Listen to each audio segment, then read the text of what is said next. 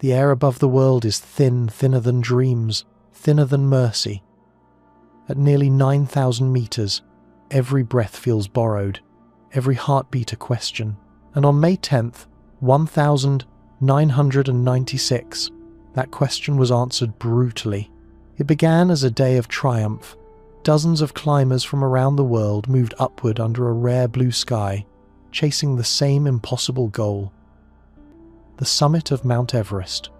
Cameras rolled, flags fluttered, and radio calls carried voices filled with hope. But by nightfall, those same radios would carry only silence. In the span of 3 hours, weather, ambition, and human error collided in what would become one of the deadliest days in mountaineering history. 8 climbers perished in the storm guides, clients, friends frozen in the very place they had come to conquer. The survivors who staggered back down told stories that defied comprehension. Oxygen tanks emptying too soon, ropes buried under snow, and voices whispering through the static before fading for good. Everest, indifferent and eternal, bore witness to it all. The wind erased their footprints, but not their story. And tonight, we descend into that story not to sensationalize it, but to understand it. Because on Everest, triumph and tragedy share the same breath. And sometimes, the summit isn't the highest point. It's the moment you realize the mountain never lets you go. On Mount Everest, triumph and tragedy live side by side. The same slopes that carry climbers to the world's highest summit have also become a silent graveyard, holding those who never made it back. May 10th, 1996, the day when weather, ego, and fate collided to claim 8 lives, would forever be known as Everest's deadliest day. At 29,032 feet, Everest is more than a mountain. It is a mirror that reflects the deepest parts of human ambition. Every climber who steps into the thin air of the Himalayas faces that reflection. Some see courage, others see obsession. The line between them is invisible until it's too late. To the teams that gathered at base camp in early May 1996, it seemed like any other expedition season. Dozens of climbers, professionals, amateurs, and dreamers were preparing for their final ascent. Weather reports promised a brief window of calm, a small opening in the jet stream where winds would ease just long enough to touch the top of the world. But Everest's calm is a trick of perspective. At that altitude, the human body is already unraveling. The air pressure is so low that each breath delivers only a third of the oxygen available at sea level. Muscles weaken, minds blur, and simple decisions become monumental. Every minute, above 8,000 meters, the death zone is borrowed time. Yet, for climbers standing at Camp 4 that morning, the risk seemed worth it. They had trained, paid, dreamed, and suffered for years to reach this point. Some were guided by legends of mountaineering men like Rob Hall of Adventure Consultants and Scott Fischer of Mountain Madness. Both were elite climbers. Both had led successful expeditions before, and both knew the dangers that waited above. Before dawn, their headlamps began to move up the South Col like tiny stars in motion. Dozens of lights snaked toward the Hillary Step, the final obstacle before the summit ridge. Radios crackled, boots crunched, and oxygen hissed softly from tanks, the rhythmic soundtrack of high-altitude ambition. At 8 a.m., the first climbers reached the top, raising their ice axes to a blue and endless sky. They had made it, or so they thought, because on Everest, the summit is only halfway. As they began their descent, the horizon darkened. Winds shifted without warning. The clear sky turned to haze, and haze to storm. Temperatures plunged below 40 degrees Celsius. The mountain that had seemed vast and open became a maze of white ridges, erased ropes buried, landmarks gone. Radios carried fragments of panic, voices searching for bearings, for teammates, for a way down. Some turned the wrong direction and vanished into the storm. Others waited, hoping the weather would pass before their oxygen ran out. In the chaos, human instinct began to fail. Altitude robs the brain of reason.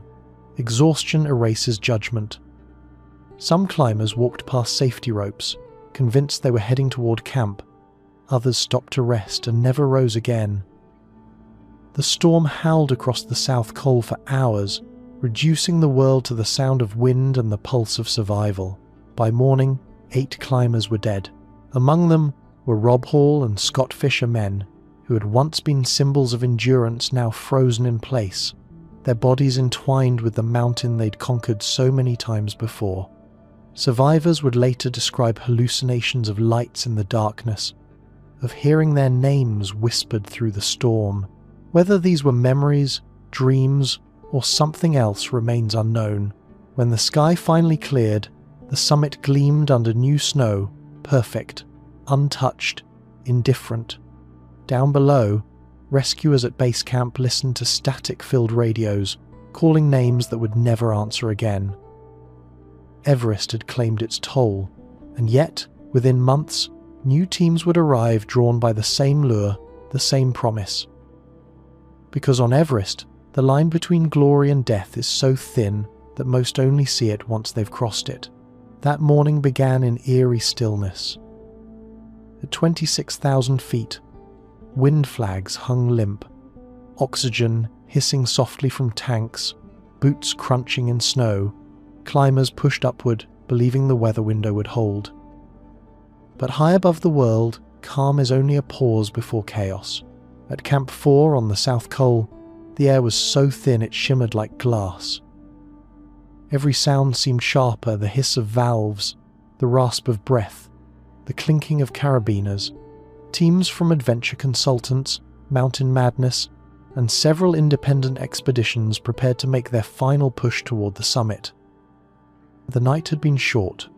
Sleep at this altitude comes in restless fragments, broken by gasps for air and the constant hum of the wind outside the tent. But now there was silence, the kind that unsettles even seasoned climbers. Dawn crept over the Himalayas like a ghost, painting the sky in soft gold. From the South Col, the world below seemed impossibly distant, the curve of the earth visible beyond a sea of clouds. It was a view no human was meant to see for long, yet for those who had dreamed of this moment, it was intoxicating. The summit was only a few thousand vertical feet away, but at these altitudes, that distance might as well be miles. Every step felt like wading through water. Rob Hall moved efficiently among his clients, checking oxygen levels, adjusting regulators, tightening straps. His voice, calm and measured, carried authority. Scott Fischer, leading his Mountain Madness team, smiled through his exhaustion. "We climb strong," he told his group, but those closest to him noticed his slow movements and glassy eyes, signs of altitude sickness that no amount of experience could hide. The air temperature hovered around 25 degrees Celsius. Yet the lack of wind made it feel deceptively manageable. Climbers shed their outer gloves to fix crampons and tie knots. Cameras clicked. Spirits were high. They believed the forecast a brief window of stable weather before a new front swept in from Tibet. For now, the sky was flawless blue, and the jet stream that normally tears across Everest had shifted north, leaving a fragile calm. It is a strange kind of quiet that exists above 8,000 meters, the kind that amplifies every heartbeat. There is no wildlife, no sound of rivers, no echo of life. Only the rhythm of breath through a mask, the crunch of snow beneath spiked boots, and the distant hum of oxygen systems. Climbers speak little in that thin air. Words cost energy, and silence feels sacred. By mid-morning, the first teams reached the balcony, a narrow ledge at 27,500 feet. From here, the final climb to the summit ridge came into view, steep, narrow, and lined with a queue of climbers inching upward. Radios crackled with short transmissions, moving steady, no wind yet. Far below, at base camp, barometers had begun to fall.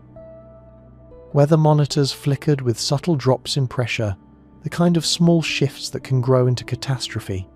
But radio communications were sporadic, fading in and out. By the time anyone noticed, the climbers were already committed to the climb. Turning back now would mean abandoning years of preparation and tens of thousands of dollars, a choice few could bear to make with the summit so close. The still air carried another danger heat. Sunlight at that altitude burns without mercy, reflecting off ice and snow. Faces blistered, snow melted into goggles, and dehydration set in. Some climbers didn't notice how weak they'd become until they reached the Hillary Step, where oxygen reserves were already running low. They had reached the realm of the gods, where even the wind had stopped to watch. Those who remember that morning still describe the silence. The way the mountain seemed to hold its breath, the strange, weightless calm before the first gust came howling down the ridge. In that moment, no one knew that by nightfall, visibility would vanish, radios would go silent, and the air itself would turn to ice. For a few precious hours, the mountain gave them peace. A gift that felt like mercy. But Everest's peace is never mercy. It is a warning whispered in still air. Enjoy the calm, for it will not last. By mid-morning, the summit ridge looked more like a traffic jam than an expedition. Dozens waited their turn beneath the Hillary Step. Minutes lost here would later become hours and hours. On Everest can mean life or death. The ridge leading to the top of the world is only wide enough for one climber at a time. To one side, the Cornice snow overhangs a 10,000-foot drop into Tibet. To the other, a sheer face falls toward Nepal. The narrow rope line that threads between them is the only path a single frozen artery connecting hundreds of lives. That morning, so many teams converged that movement slowed to a crawl. Each climber clipped in, waited, and stared into the boots of the person ahead. Oxygen hissed softly from tanks. Frost gathered on goggles. The queue extended down the ridge like a slow-moving serpent of colour: red, blue, orange, yellow bright suits against a sky turning steadily paler with altitude. The Hillary Step, named after Sir Edmund Hillary, who first climbed it in 1953, had always been a bottleneck. At nearly 28,750 feet, it's the final vertical obstacle before the summit, a 40-foot rock wall coated in hard ice, climbed by fixing ropes that all must share. On this day, however, only a single rope line had been set. Some climbers clung to it while others waited for hours in the thin air, their oxygen gauges ticking lower with each breath. At sea level, a delay like this is an inconvenience. Up here, it's a slow descent into hypoxia. Rob Hall, leading his adventure consultants team, saw the problem early. So did Scott Fischer of Mountain Madness. Both men had guided numerous clients up Everest before, but never in such numbers. Hall's clients, including Doug Hansen, a postal worker from Seattle who had turned back the previous year just 300 feet short of the summit, were determined not to fail again. Hansen's oxygen was running low, yet he pressed forward, telling Hall, "I won't quit this time." Hall nodded. He understood. But every step upward now cost time they no longer had. At 28,000 feet, time becomes a physical thing, a weight pressing on the body. Muscles stiffen, reaction slows, and the brain, starved of oxygen, starts to wander. Some climbers hallucinate, others simply stop moving, staring into the snow as though listening to something only they can hear. As the line stagnated, frost formed inside masks, and condensation froze into thin white sheets. A few climbers tried to unclip and pass, but the risk of falling into the abyss was too great. So they waited. Minute after minute. Breath after breath. The wind too began to shift, subtle at first, like a whisper curling through the line. Below, clouds were building over the western TUM, a grey sea rising toward them. But up here, those signs went unnoticed. Everyone's world had shrunk to the climber ahead, the rope in their hand, the summit just out of reach. By 11:30 a.m., many had yet to reach the top. The traditional turnaround time, 2 p.m., loomed like a quiet countdown no one wanted to obey. When they finally crested the Hillary step, the view was dazzling. Cameras came out, arms were raised, and for brief moments, exhaustion gave way to triumph. But in those same minutes, oxygen reserves dwindled to dangerous levels. Tanks emptied faster in the cold. Some regulators froze. Hall, Fischer, and their guides knew that descent would be slow, far slower than the climb up, and yet no one turned back. Not yet. By the time the last climbers began descending, the first wisps of the storm were already forming. Winds that had slept all morning were waking. Visibility dropped, not all at once, but gradually, deceptively, the way a candle dims before going out. Those extra minutes on the ridge, those extra photographs, those extra heartbeats above the world, would soon become a debt that could not be repaid. Down below, Sherpas waiting at Camp 4 scanned the horizon through binoculars. The summit ridge was fading into grey. They could still see the thin line of climbers moving like insects across the snow, but as clouds rolled in, that line disappeared. The summit queue had broken, and with it, the fragile balance between glory and survival. Above 8,000 meters, the human body begins to die. Brain cells starve, lungs burn, decision-making unravels. Climbers describe it as being awake inside, a slow suffocation, aware of your own decline but powerless to stop it. In mountaineering, the phrase death zone isn't metaphor, it's biology. The air here contains only a third of the oxygen found at sea level, and every cell in the body begins to fail. Blood thickens, muscles cramp, and capillaries burst beneath the skin. Breathing is like trying to draw air through a straw. Each heartbeat feels heavier, slower, deliberate. Even at rest, the body consumes itself to stay alive. For climbers, the death zone is the invisible threshold between endurance and collapse, a place where survival depends on momentum. By the time the teams of 1,996 reached this altitude, they had already been climbing for more than 8 hours. Their oxygen masks hissed steadily, voices muffled through frosted regulators. Every movement required conscious thought, clipping a carabiner, adjusting a glove, taking a step. The air was thin enough that even the mind seemed to drift, thoughts scattering like snow in wind. Some climbers later recalled feeling detached from reality, as if watching themselves from above, mechanical, dreamlike. At these heights, small mistakes become deadly. Remove a glove for too long, and frostbite begins within minutes. Forget to check your oxygen valve, and the next breath could be your last. Communication falters as hypoxia sets in words slur, meaning fragments. Guides must read faces more than speech, watching for the blank, distant stare that signals cerebral edema. Those afflicted begin to stumble and repeat simple questions. Where are we? How far to camp? The cruel truth is that in the death zone, no one can truly save another for long. Every rescue effort drains oxygen, heat, and strength that could mean the rescuer's own life. As the storm built unseen on the horizon, climbers pressed onward through the thinning air. The slope above the south summit tilted toward 40 degrees, a field of snow glazed hard as ice. Each step sank only an inch before slipping. Progress was slow. Rhythm steady, plant the axe, breathe twice, step, breathe again. The higher they climbed, the more the world faded into silence. The only sound was the whisper of air through masks and the faint groan of wind against the ridge. Below them, the earth curved away in shades of blue and grey. To the east, the shadow of Everest stretched across Tibet like a pyramid of darkness. It was beautiful and terrible and utterly empty.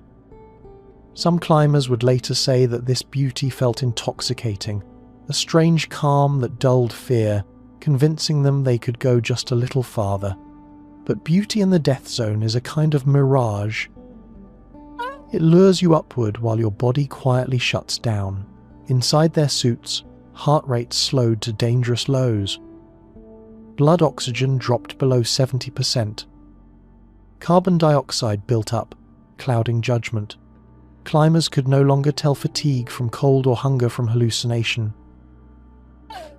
A few forgot to clip into the rope lines entirely. Others stopped to rest for just a minute and never moved again. At this altitude, sleep is the final temptation. Sit down, close your eyes, and the mountain takes you gently, almost peacefully. When the wind returned, it came without warning, a low roar sweeping up from the western Twelliwem. Within moments, the calm that had carried them all morning vanished. The first flakes of snow began to spin, blurring the line between sky and ground. The death zone was closing in. To those still climbing, the storm felt distant, almost unreal.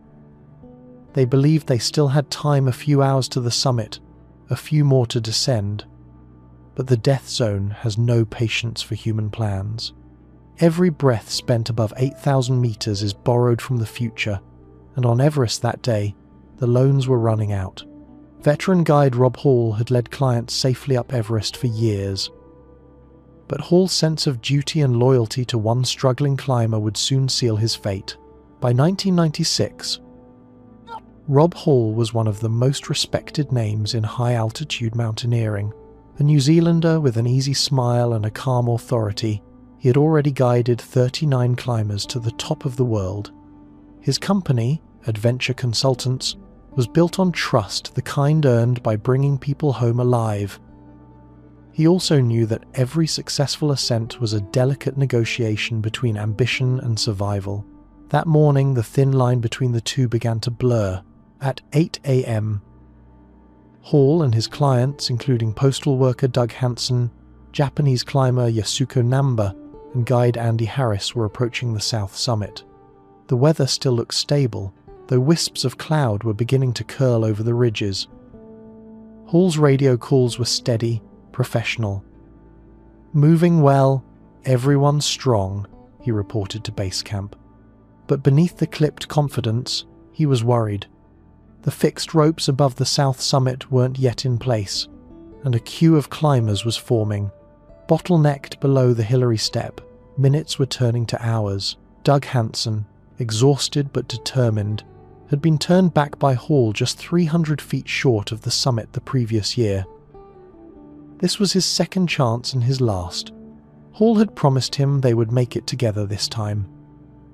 As oxygen dwindled and progress slowed, that promise began to weigh heavily. Several climbers urged Hall to turn back before the 2 p.m., cut off the point beyond which descent would mean navigating in darkness and freezing winds. But Hall couldn't leave Hansen behind. "We're almost there," he told his radio operator. Just a little longer. They reached the summit after 2:30 p.m., far too late. Hall radioed down, "We're on top of the world." His voice carried quiet pride, but also fatigue. The view stretched endless in all directions, the curve of the earth, the Himalayan range glowing beneath a pale Sunday. Hansen barely spoke. His oxygen was nearly gone, and every breath came ragged and shallow. Hall took a final photo of him standing beside the summit flag, then turned them both toward descent. The storm clouds below were already rising. By the time they reached the Hillary Step again, visibility had begun to fade. Wind speeds increased, temperatures plummeted. Hall called down to base camp, asking for updated weather. The reply came through static. "It's building fast. You need to move." But Hansen had stopped. His regulator had frozen. His strength was gone. Hall tried to coax him onward, but the slope had turned into a vertical wall of ice. Finally, Hall radioed, "Doug's in trouble. I'm staying with him." Those who heard his voice later said it was calm, almost detached, the tone of a man who understood what he was choosing. Other guides urged him to descend, to save himself. Hall refused. "You can't leave a client," he told them once. It was his code, his rule, his identity. As the storm closed in, the two men vanished into white. Later that night, faint radio transmissions broke through the static. Hall's voice came again, slow and slurred from lack of oxygen. "I can see the lights of camp," he whispered, "but I can't get down." Somewhere in the background, the wind screamed like static tearing through the airwaves. Through the long night, rescuers tried to reach him, but visibility was near zero. Hall's wife, Jan, patched into the line from New Zealand. She was 7 months pregnant with their daughter. "Sleep well, my darling," Hall said quietly through the radio. "Please don't worry too much." Those were his last words. When the storm finally cleared 2 days later, climbers found Hall's body near the south summit, still clipped to the rope, facing downward toward the route he had climbed so many times before. Doug Hansen lay a few meters below him. Hall's radio, remarkably, still worked, its battery frozen in place, preserving the last faint signal of a voice carried through wind and snow. For those who followed him, Rob Hall's story became both warning and legend, proof that courage, loyalty, and love could endure even in the most hostile place on Earth. But Everest does not reward loyalty, it only remembers it. Across the ridge, American guide Scott Fischer fought exhaustion. Known for his strength, he was now moving slowly, burdened by dehydration and altitude sickness. His Sherpa team watched as their leader's rhythm began to falter. Fischer had built his reputation on fearlessness, the kind of climber who thrived where others hesitated.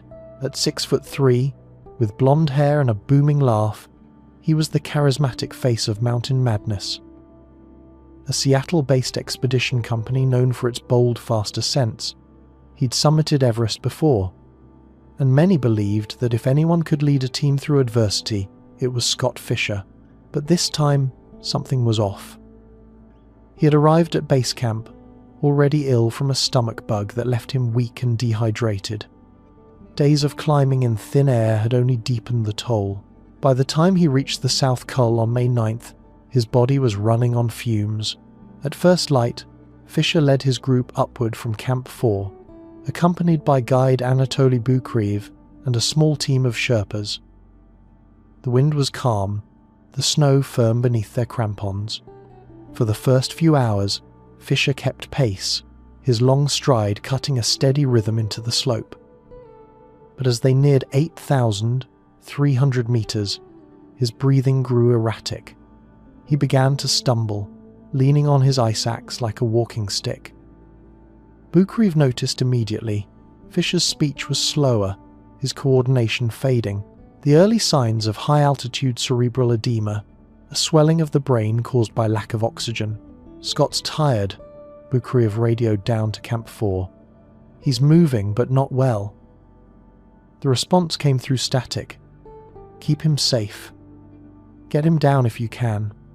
But down is the hardest direction on Everest. The mountain saves its cruelty for the descent." As the sun climbed higher, Fischer lagged behind. He stopped often, his head bowed between his knees, gasping. His oxygen regulator had iced over, leaving him with little more than the thin air around him.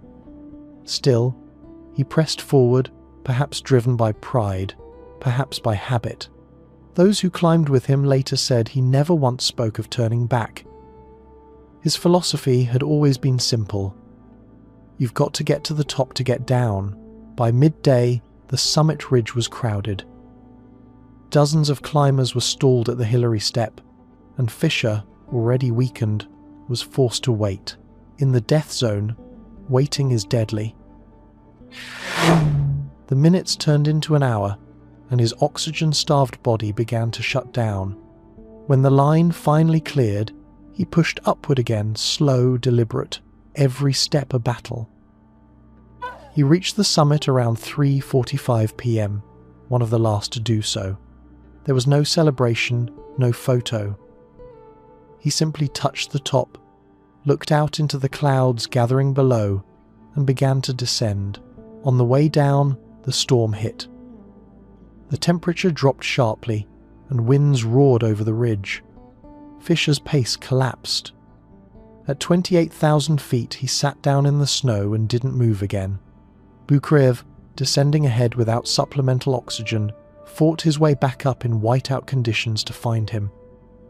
When he did, Fischer was semi-conscious, slurring words, his skin waxy and pale. "Go down," Fischer whispered. "You'll be in trouble too." It was an order Boukreev didn't want to obey, but he knew it was the only way to survive long enough to bring help. By nightfall, Fischer lay motionless in the snow near the balcony, his blue-down suit blending into the drifts. His Sherpa team tried to reach him, but the storm's ferocity made movement impossible. They marked his location, promising to return when the winds eased. When dawn came, they found him exactly where he'd been, head bowed. Ice forming around his oxygen mask, as though asleep. Fischer's death was a cruel irony. The man who had once been called the strongest on the mountain was undone not by a fall, but by fatigue. The slow surrender of body to altitude. In the years that followed, climbers would still pass his resting place on their ascent. Some left small tokens, a carabiner, a patch, a note offerings to a man who embodied both the power and the peril of Everest. The mountain had taken another leader that day, another voice lost to the thin air, and with Fischer's silence, the storm claimed its full command of the mountain, a reminder that even strength has its limits, and that on Everest, the line between mastery and mortality is drawn in snow. At 1 p.m, the sky began to change. Thin clouds gathered into walls of grey, barometers dropped. What had been a clear horizon became a whiteout within minutes, a storm forming faster than forecasts had ever predicted. High on the upper ridges of Mount Everest, the air itself seemed to darken. The sunlight that had burned fiercely only hours earlier dimmed behind a veil of moving cloud, flattening every shadow. Climbers descending from the summit ridge began to lose sight of one another. The horizon dissolved, and the distinction between snow and sky vanished. A ghostly whiteness swallowed the world. It was as if the mountain had erased itself, leaving only wind, noise, and the weight of altitude. For days, weather reports had promised a calm summit window. But forecasts at this altitude are little more than educated guesses, built on sparse satellite data and fragile modelling. The upper atmosphere around Everest is chaotic, where the jet stream dips low enough to tear apart clouds, reshape wind fields, and spin storms from nothing. What happened that day was not a gradual shift. It was a sudden atmospheric collapse, a wall of air pressure dropping like a stone. Within minutes, winds exceeding 70 miles per hour swept across the south summit, carrying ice particles that stung like needles. Temperatures plummeted below 40 degrees Celsius. Oxygen regulators froze, solid. Those still on the ridge had no warning. Their radios crackled with bursts of static, cutting off mid-sentence. Teams became separated in the whiteout halls group above. Fishers scattered along the ridge, others lost in featureless terrain. Visibility shrank to a few meters. Climbers couldn't tell if they were moving up, down, or sideways. The ropes they had followed earlier were now buried under spindrift. The very air felt alive, shifting and shrieking, pressing against their suits like an ocean in reverse. At base camp, the sky looked deceptively calm. Guides watching through telescopes saw the upper ridges vanish into a swirling white vortex. Barometers showed a pressure freefall. They called up through the radios, "Weather's turning, you need to descend immediately." But most teams were already trapped too high, their batteries fading, their locations uncertain. On Everest, storms rise faster than humans can flee. Above 8,000 meters, the margin for survival is measured in minutes. Every breath now drew in, ice crystals that burned the lungs. Frostbite advanced unseen beneath gloves and boots. Some climbers, desperate for bearings, unclipped from the ropes and wandered into the mist, vanishing within steps. Others huddled together, forming small clusters near the South Col, praying the wind would break before darkness fell. It didn't. By late afternoon, gusts reached hurricane strength.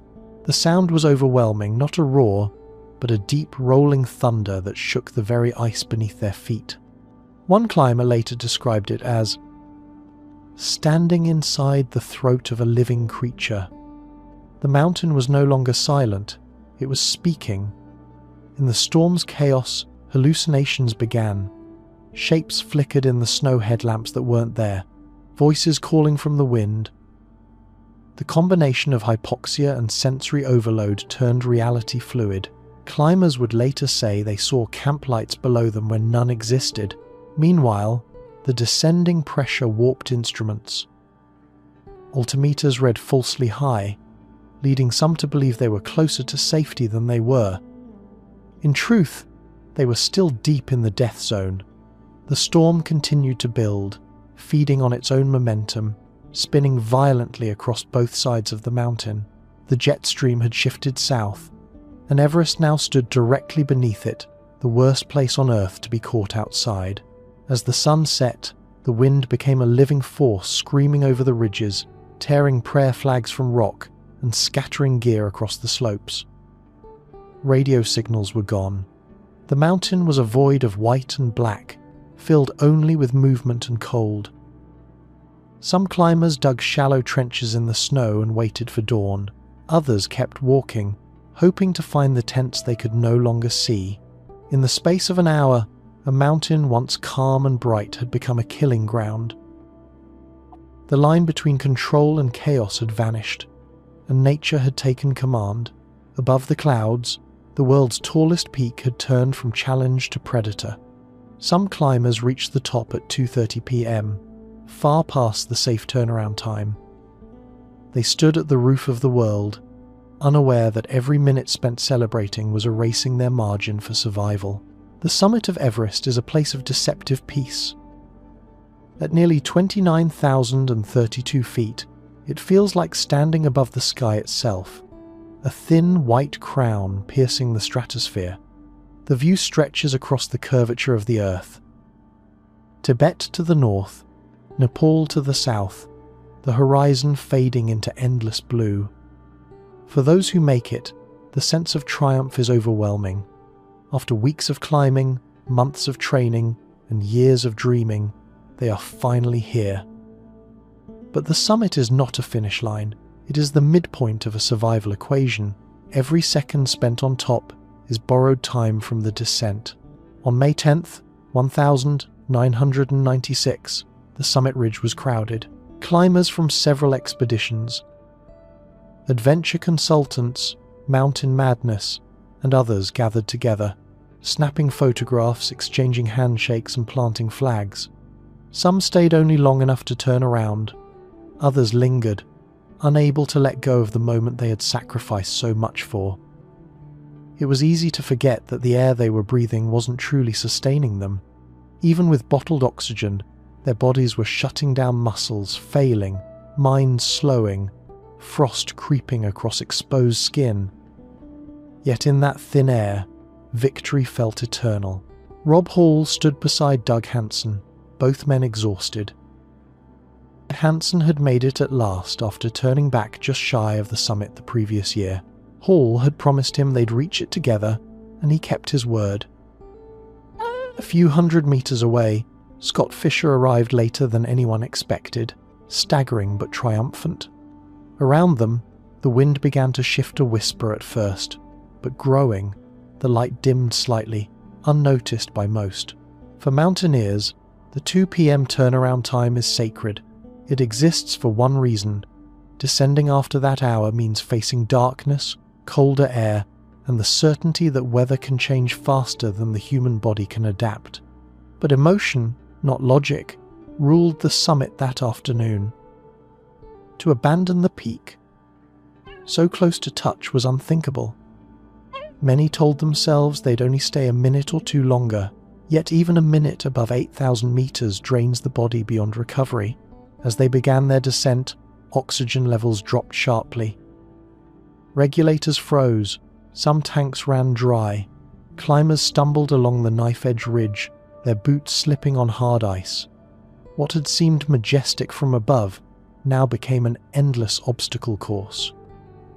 The Hillary Step, once a climb of exhilaration, became a queue of panic. Visibility worsened as the first waves of cloud rolled in from the west. Radios at base camp buzzed with concern. Voices calling, coordinates repeated, static growing. By 3 p.m., the first flurries of snow began to swirl.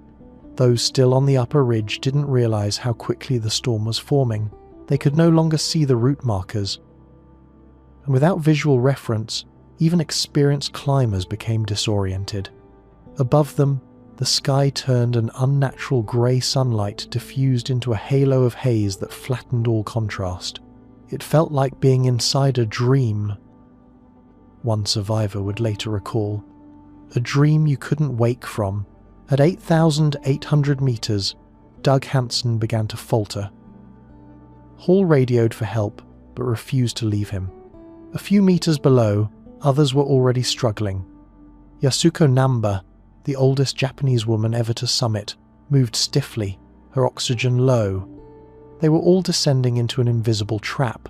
The mountain was changing around them, air pressure dropping, wind direction reversing, temperature plummeting. Each climber believed they were minutes from safety, when in truth they were hours from it. The summit they had longed for had stolen too much from them: energy, daylight, judgment, and the one thing, Everest never returns time. By 4 p.m., the last climbers stepped off the summit ridge into a storm that would erase everything they had just achieved. The mountain gave them glory, and then took everything else. Visibility vanished. Compass bearings failed. Ropes disappeared under snow. The mountain had turned into a labyrinth, and every step down could lead to a crevasse or the wrong ridge entirely. For the climbers descending from Everest summit that afternoon, the world simply ceased to exist. The air turned to static grey, churning, endless. Snowflakes as fine as dust filled their goggles, clinging to eyelashes, coating every surface in white.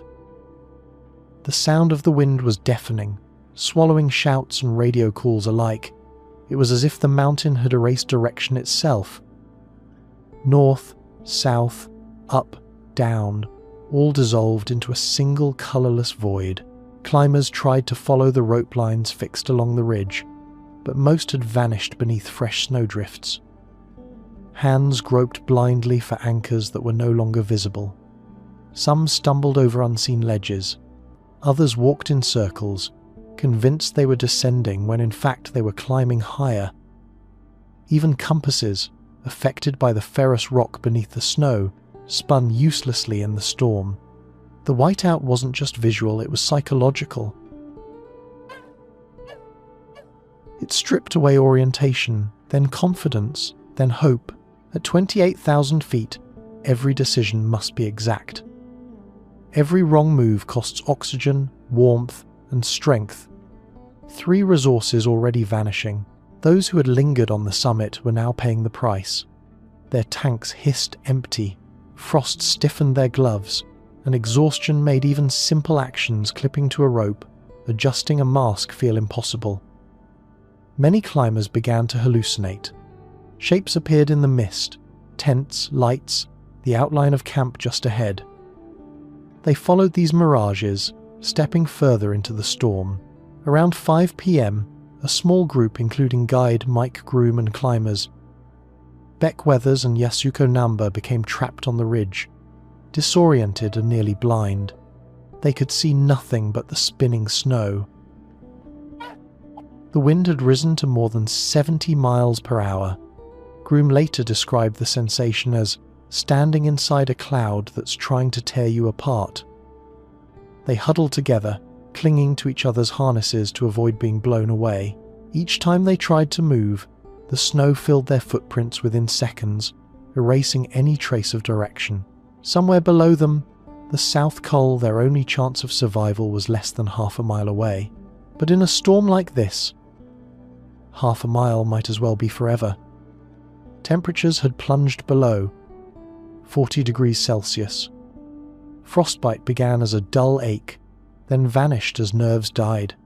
Weathers, already blinded from corneal frostbite earlier that day, sat down in the snow, unable to continue. "Just let me sleep," he murmured. Others tried to rouse him, but exhaustion overtook them too. In the whiteout, even dying became invisible.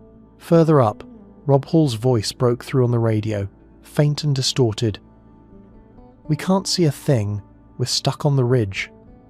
His transmissions came in fragments, carried by the storm. Base camp could only listen helplessly as his signal faded in and out. "Rob, you need to move down," they urged, but Hall's reply was almost a whisper. "Can't. Too cold. Can't see." The storm was now a living thing, a wall of wind and snow that punished motion and rewarded stillness.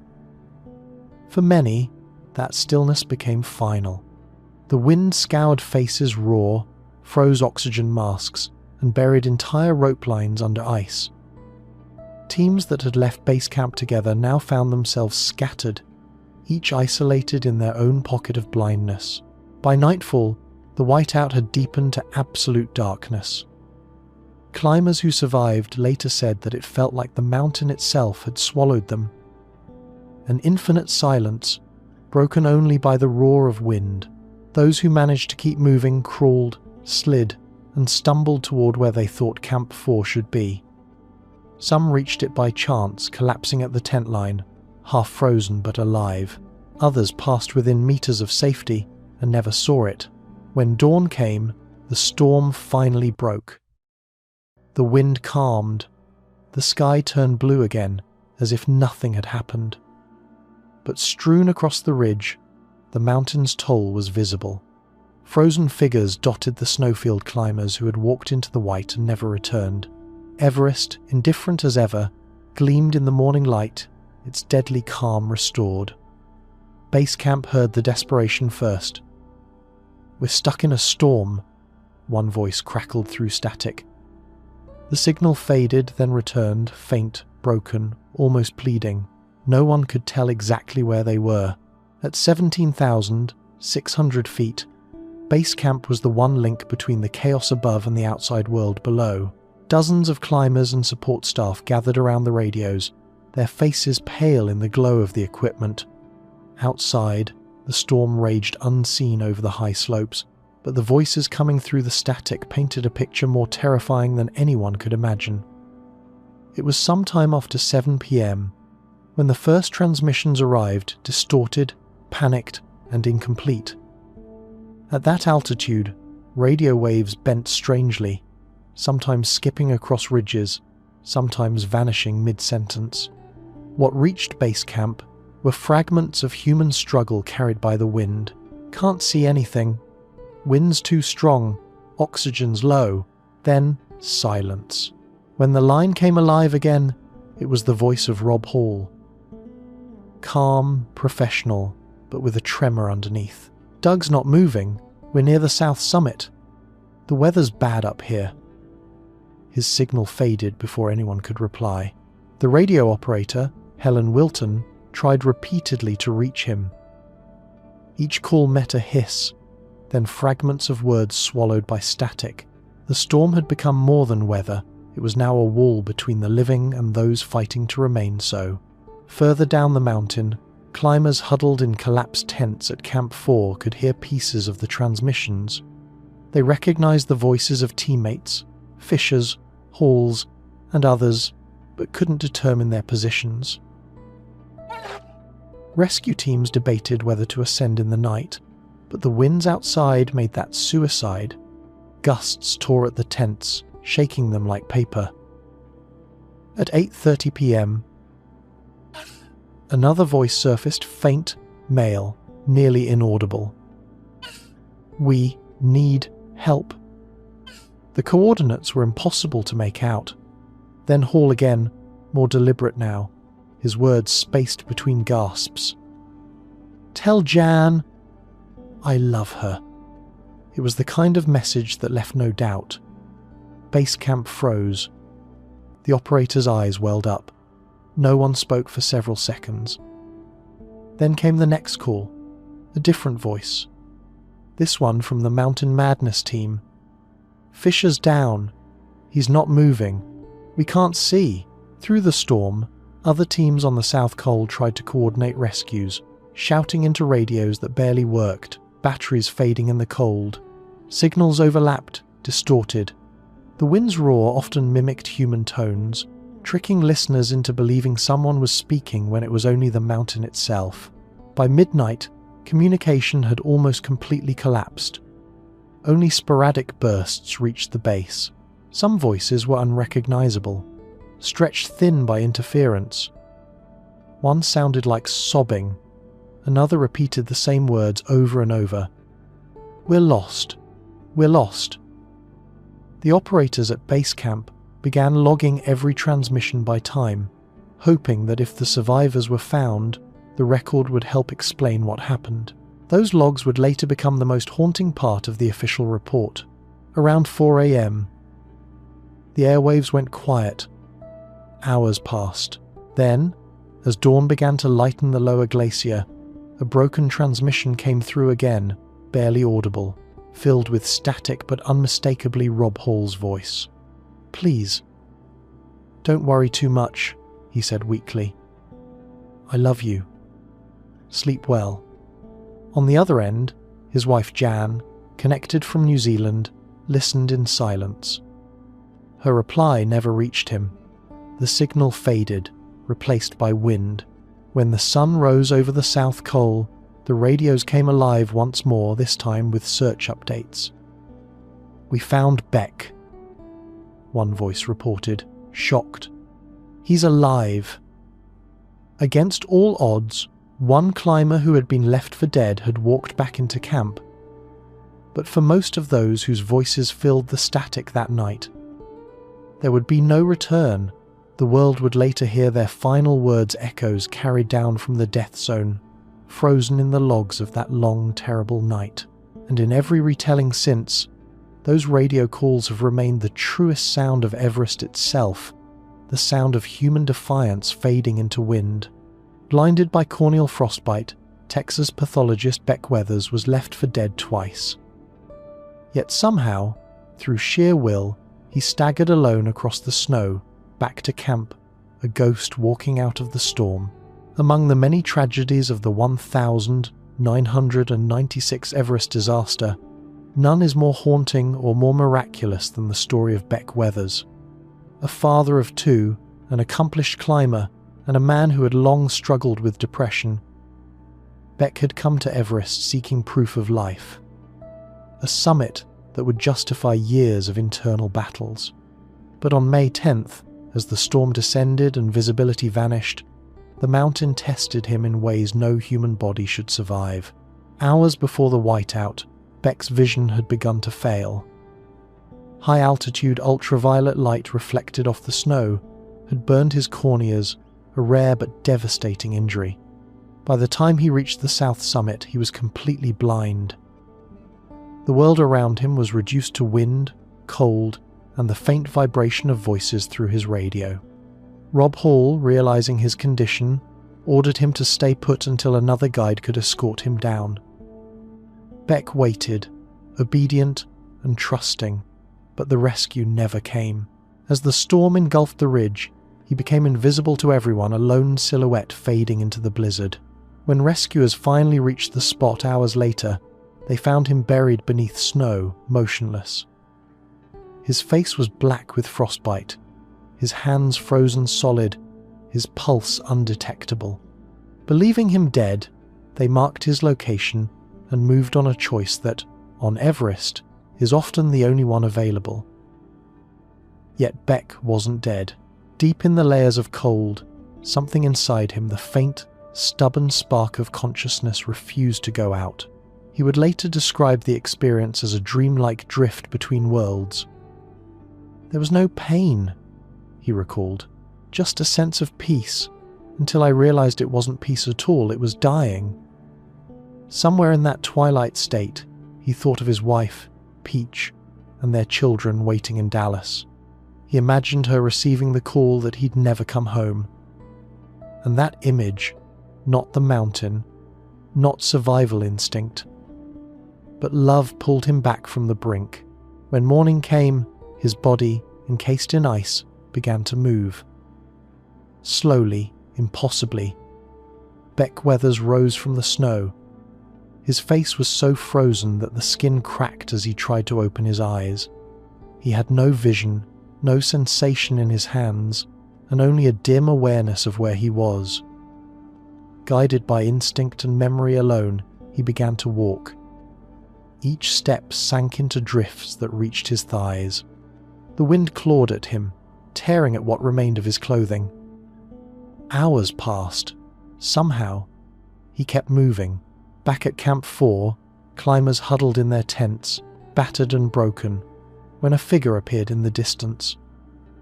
At first, they thought it was a hallucination. The storm still played tricks on the mind. But as the figure stumbled closer, they recognized the shredded blue suit and the limp, frostbitten hands. It was like watching a dead man walk, one Sherpa later said. Beck collapsed at the edge of camp, his face unrecognizable, his voice a dry rasp. "Don't leave me," he said. Against all odds, he had returned.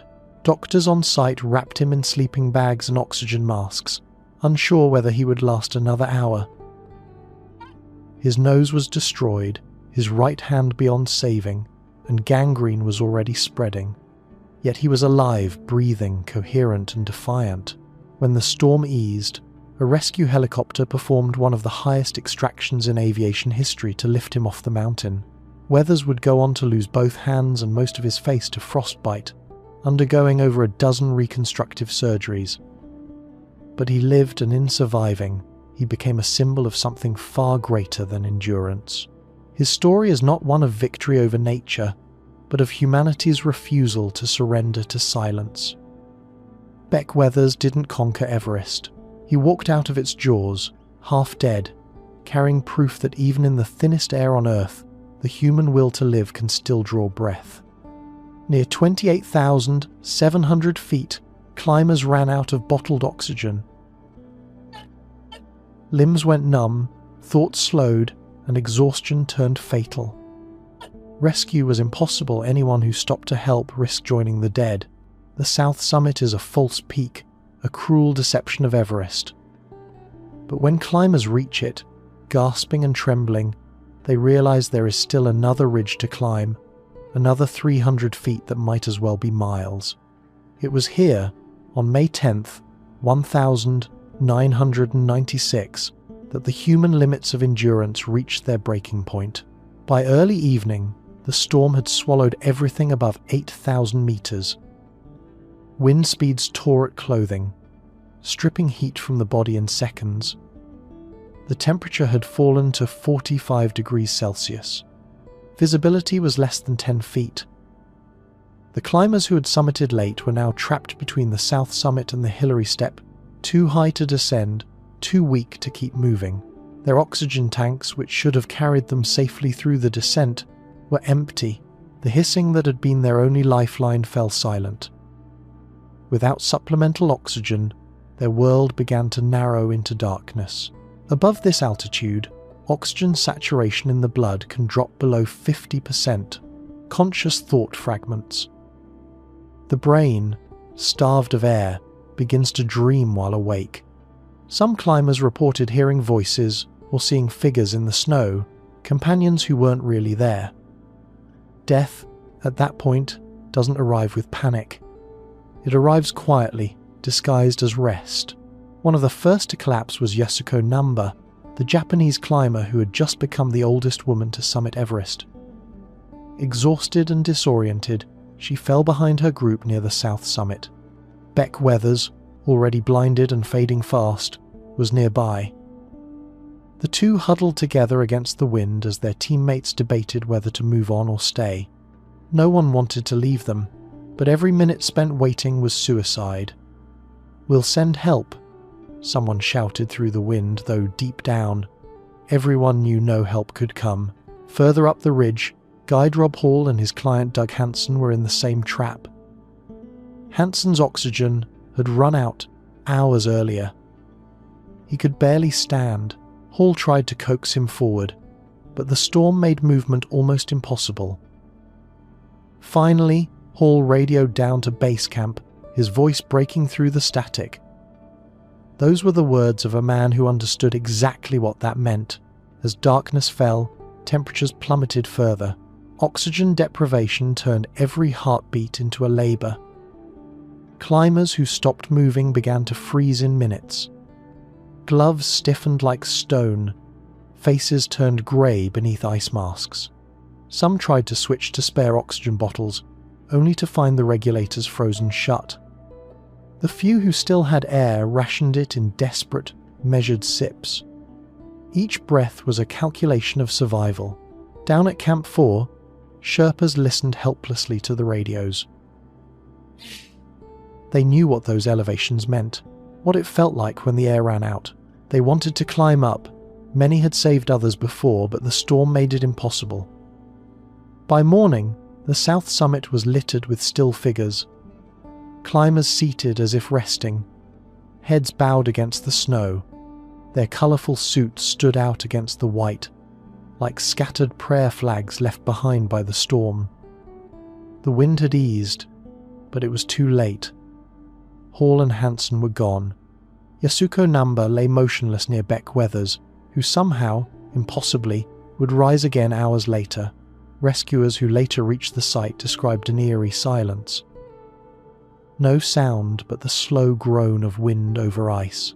The south summit had become a grave in the clouds, a place where time, breath, and mercy had all run out. On Everest, there are moments when courage becomes indistinguishable from tragedy. That night, on the narrow ridge between life and death, even the bravest learned that sometimes the mountain does not kill out of anger. It kills simply because it can. By dawn, the mountain was littered with still forms. 8 climbers gone, dozens injured, and countless lives forever changed. The snow covered their footprints, but not the questions that followed. When the first light crept over the South Col on May 11th, 1996, it revealed a scene of quiet devastation. The storm had finally broken, leaving behind a world stripped of colour, only white, grey, and the faint outlines of those who had not survived the night. The same slopes that, only a day earlier, had carried triumph and laughter were now scattered with bodies, their bright suits frozen into strange lifelike poses. The wind that had screamed all night now whispered softly through the tents, as if the mountain itself had gone silent in mourning. Survivors emerged one by one, their faces swollen, lips blackened from frostbite, eyes hollow from exhaustion. Some could not comprehend what had happened. They had gone to sleep believing their teammates were still on the ridge, still fighting their way down. But the truth was now visible, frozen, immovable, undeniable. From Camp 4, the view upward was haunting. The upper ridges of Everest glistened with fresh ice, hiding the tragedies beneath. Sherpas, wrapped in heavy down suits, began their grim task of searching for the missing. They moved slowly, methodically, knowing that at this altitude, every step carried its own risk. What they found were fragments of survival, an abandoned glove, a torn oxygen mask, a snow-covered backpack. The bodies they discovered were preserved perfectly by the cold, as though caught mid-motion, their expressions still visible beneath layers of frost. One of the first they found was Rob Hall. He lay near the south summit, still clipped to the rope, his face turned toward the horizon. The radio beside him had frozen in place. His last words, spoken hours earlier to his wife in New Zealand, now echoed in the stillness. "Sleep well, my darling. Please don't worry too much." Below him, Doug Hansen rested a few meters down the slope. They had spent their final moments together, united by friendship and the mountain's cruel timing. Farther along, the remains of Scott Fischer were found near the balcony, half buried in wind-blown snow. His blue down suit had stiffened into ice, his climbing harness still intact. The Sherpas paused there, whispering prayers before marking the spot. Fischer had always said that the mountain demanded respect now. He had become part of it. At Camp 4, climbers who had survived began to process the scale of loss. Beck Weathers, barely alive, lay inside a tent wrapped in sleeping bags, his skin grey with frostbite but his heart still beating. Beside him, Yasuko Namba's body had already gone cold. No one could move her. The air was too thin, the storm's damage too deep. The camp had become a place of both rescue and despair, a waiting room between life and death. Below, at base camp, word of the disaster spread across the glacier. Radios carried the news to Kathmandu, then to the world. Within hours, headlines appeared. Everest's deadliest day. Reporters called it a tragedy of ambition. Others called it a failure of leadership. But for those who had been there, it was something else entirely, a reckoning. The mountain had not chosen victims at random. It had punished hesitation, fatigue, pride and hope in equal measure. Helicopters arrived days later to airlift survivors from lower camps. They could not reach the death zone. The air was too thin for rotors to spin properly. The bodies of Hall, Fischer and others were left where they fell, becoming silent markers on the route to the summit. Future climbers would pass them for years, sometimes stopping to adjust a rope or whisper a prayer. In that way, their presence became part of Everest geography, grim reminders of the cost of reaching too high. When the mountain cleared that morning, it revealed not just loss, but truth. Everest had shown humanity its mirror. Ambition and fragility, courage and consequence, all frozen together in the same eternal stillness. And though the wind would soon bury the evidence beneath fresh snow, the questions remained: how many risks are worth a dream? And how many dreams are worth a life? The 1996 disaster wasn't a single mistake, but a chain ambition, delay, weather, and human optimism linking together into catastrophe. Everest punishes not arrogance alone, but hesitation too. In the calm that followed the storm, investigators, survivors, and mountaineers around the world began to ask the same question. How could so many experienced climbers, guided by some of the best in the business, have been caught so unprepared? The answers, when pieced together, formed not a single error, but a tapestry of small, fatal miscalculations. On Everest, perfection is the only margin for survival. Anything less, even a few minutes' delay, a misplaced rope, a moment's indecision can tip the balance toward tragedy. The first link in the chain began days before the summit push. There were too many climbers on the mountain that season. Commercial expeditions had turned Everest into a traffic jam in the sky.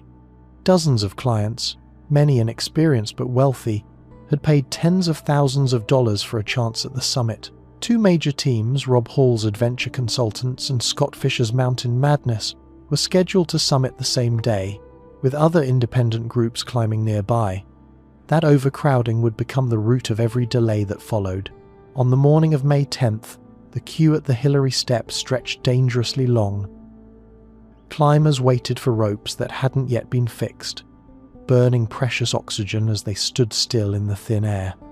The lost hours meant many reached the summit well after the safe turnaround time of 2 p.m, a decision that would seal their fate. But in that moment, no one wanted to give up. Months of preparation, the weight of expectation, and the dream of standing on top of the world all pushed them upward, even as the mountain warned them to turn back. Then came the weather. The calm forecast that morning had been deceptive. Meteorological data later revealed that a high-altitude jet stream had shifted south earlier than expected, sending hurricane-force winds directly over Everest. Within minutes, visibility dropped to zero. Radios failed and oxygen regulators froze. Teams were scattered, unable to see or hear one another. What had begun as a slow, orderly descent turned into a blind search for safety. Leadership, too, broke down not through incompetence, but through the quiet erosion of strength. Rob Hall refused to leave his client, Doug Hansen, who had finally reached the summit after years of failure. His loyalty cost him his life. Scott Fischer, exhausted from illness before the climb even began, pushed beyond his limits to reach the top, collapsing on the descent. Even the strongest men on the mountain became prisoners of their own endurance, unwilling to turn back, unable to move forward.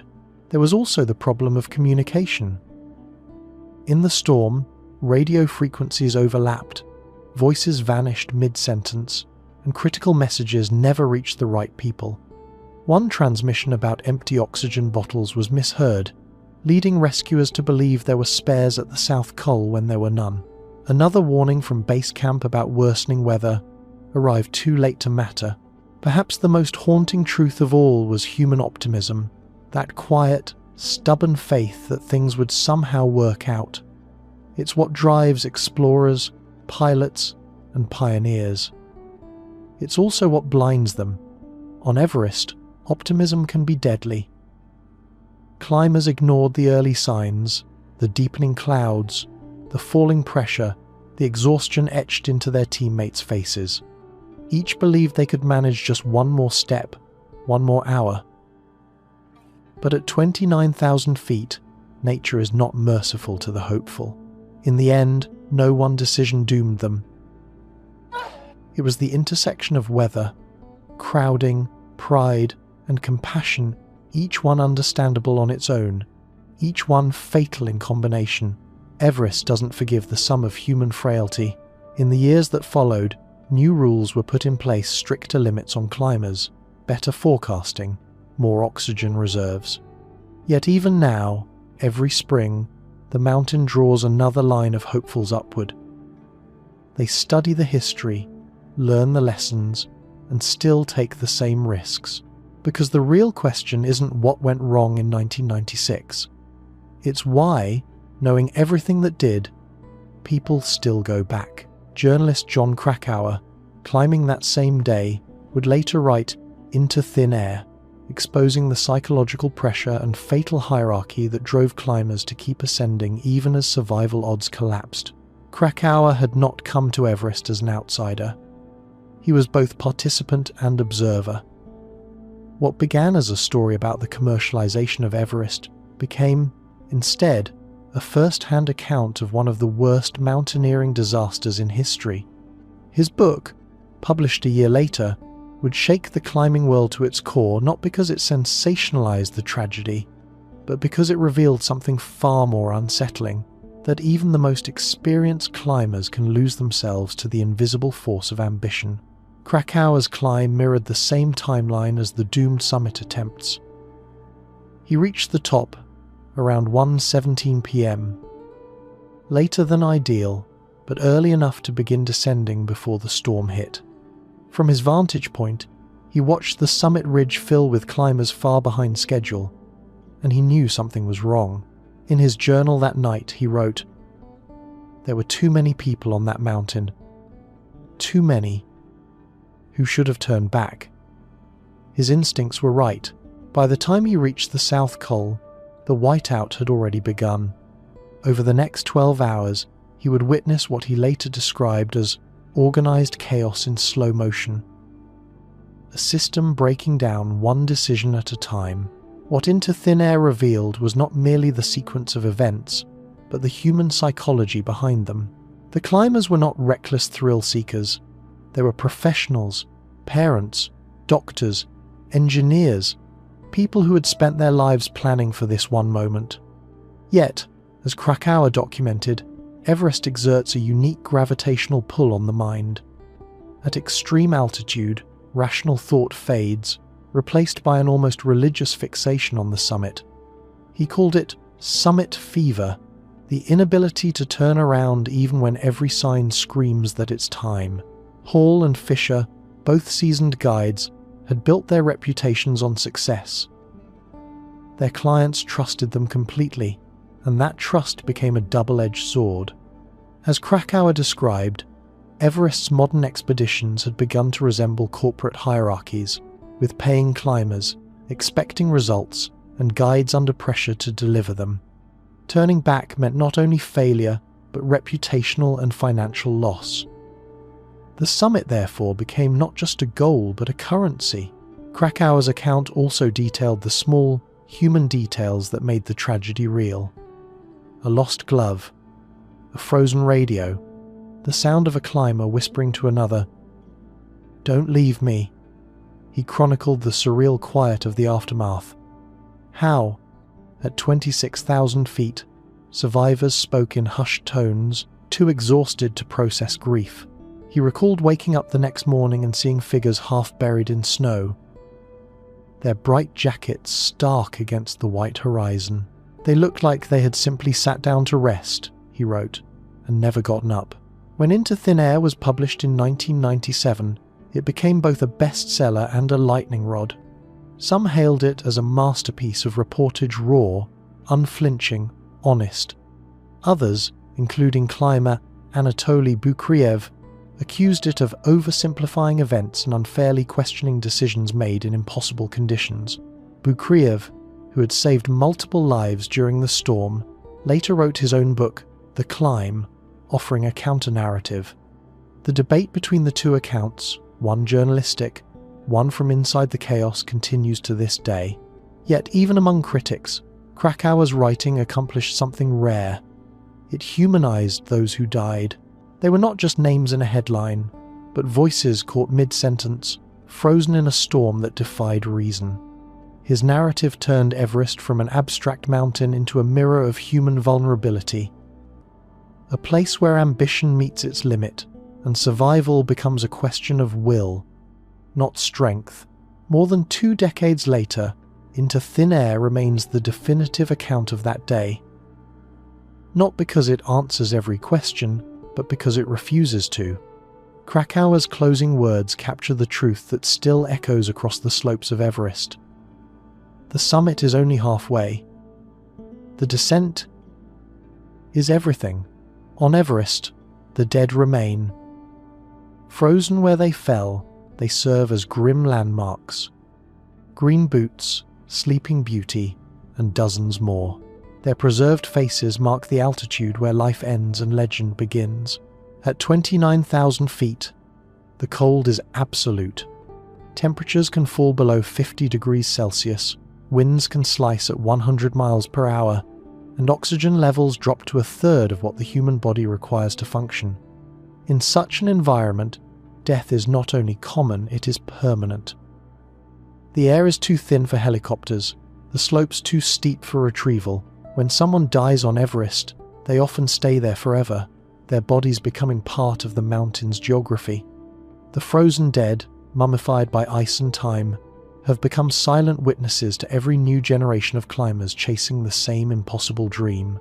One of the most haunting among them lies in a small limestone alcove near the summit ridge, a climber in green boots tucked against the wall, knees drawn to his chest, his head bowed. For decades, Green Boots, as he came to be known, has served as a landmark along the Northeast Ridge route. His real name was Tsewang Paljor, an Indian climber from the Indo-Tibetan Border Police expedition who perished in the 1996 storm. He was just 28. Those who pass him now must crawl over his legs to continue their ascent, a ritual of both reverence and denial, a reminder that the summit lies just beyond where others stopped forever. Not far from there, another figure rests, Frances Arsentiev, remembered as Sleeping Beauty. In 1998, she became the first American woman to reach the summit without supplemental oxygen. But on her descent, exhaustion and cold overtook her. Her husband, Sergei, tried to rescue her but vanished himself. For years, her body remained on the slope, her face turned toward the sky, frozen in a haunting stillness. Only in 2007 was she moved off the main route by other climbers who refused to let her remain a spectacle. Even in death, she was treated with the dignity she had earned in life. There are over 200 bodies on Everest, scattered across ridges, crevasses and camps. Some are visible, some hidden beneath snow that melts and reforms each season. revealing them anew. Climbers give them names to humanize the horror: the German woman, the Rainbow Valley, the unknown climber. Many of these figures lie along the standard routes, frozen in mid-motion, a hand outstretched, an oxygen mask still fixed to their face, goggles opaque with frost. Each one marks a place where something went wrong. To descend through these spectral markers is to move through time itself. The bodies serve as grim history lessons, each one telling part of Everest's story: ambition, error, endurance, and surrender. Guides use them as waypoints. Clients whisper prayers as they pass. And yet, year after year, more join them. Retrieving the dead from the death zone is almost impossible. At that altitude, even the strongest Sherpas can carry only their own weight. A single body can weigh over 150 kilograms once frozen solid, and dragging one down risks the lives of the rescuers. Helicopters can't hover that high. Even the most powerful rotors lose lift in the thin air. Some attempts have been made, a few bodies recovered in the 2010 seconds with specialized gear, but most efforts fail. The mountain does not give back what it takes. For many climbers, encountering the dead is a moment of clarity. You realize that the path to the summit is not paved with footprints, but with final decisions. The dead are not just reminders, they are warnings carved in ice. And yet, paradoxically, their presence has not deterred climbers. If anything, it has deepened Everest's mythology. To stand where others have fallen is to feel the pull of immortality. Each climber who steps over green boots or passes the silent shapes along the ridge must confront the question. In this way, the bodies that never came home are not forgotten. They are eternal, their frozen forms telling the story that words cannot, that Everest is not a place of conquest, but of consequence. At 8,000 meters, air contains only 1/3 the oxygen found at sea level. Scientists call it cerebral anoxia. Climbers call it the whisper of the void. Above the clouds, Everest becomes less a mountain and more an experiment in human limits. Every breath is an act of resistance. The air is so thin that even with bottled oxygen, climbers breathe as if through a straw. The heart pounds furiously to compensate, forcing blood through constricted vessels in a desperate bid to keep the brain alive. But at this altitude, the death zone, the body's survival systems begin to unravel. What kills on Everest is not just the cold or the wind, it's the quiet, invisible starvation of oxygen that slowly shuts down the mind. In medical terms, hypoxia is a deficiency of oxygen reaching the tissues. At sea level, the oxygen saturation in our blood averages around 98%. On Everest, even with supplemental oxygen, that number can plummet to 60%, a level that would send most hospital patients into emergency care. Without bottled air, it drops below 40%. The body responds by thickening the blood, producing more red cells to carry oxygen. But this adaptation takes weeks, and by the time it begins to help, the brain is already suffering. The symptoms creep in subtly. First comes dizziness, then confusion. Memory fragments. Simple decisions, clipping onto a rope, turning a valve, require immense effort. Climbers often forget to eat or drink. Some start to remove their gloves, not realizing their fingers are freezing. A few begin to hear voices or see figures in the snow. The phenomenon is known among mountaineers as the third man factor, a spectral companion that appears at the edge of consciousness, urging them onward. Scientists believe it's the brain's last defense, a hallucination designed to keep the mind anchored as the body shuts down. One of the most dangerous effects of hypoxia is impaired judgment. Under oxygen deprivation, climbers lose the ability to assess risk. They continue upward long after logic dictates they should turn back. This is why experienced guides, men like Rob Hall and Scott Fischer, who knew the mountain intimately, could still push beyond safety.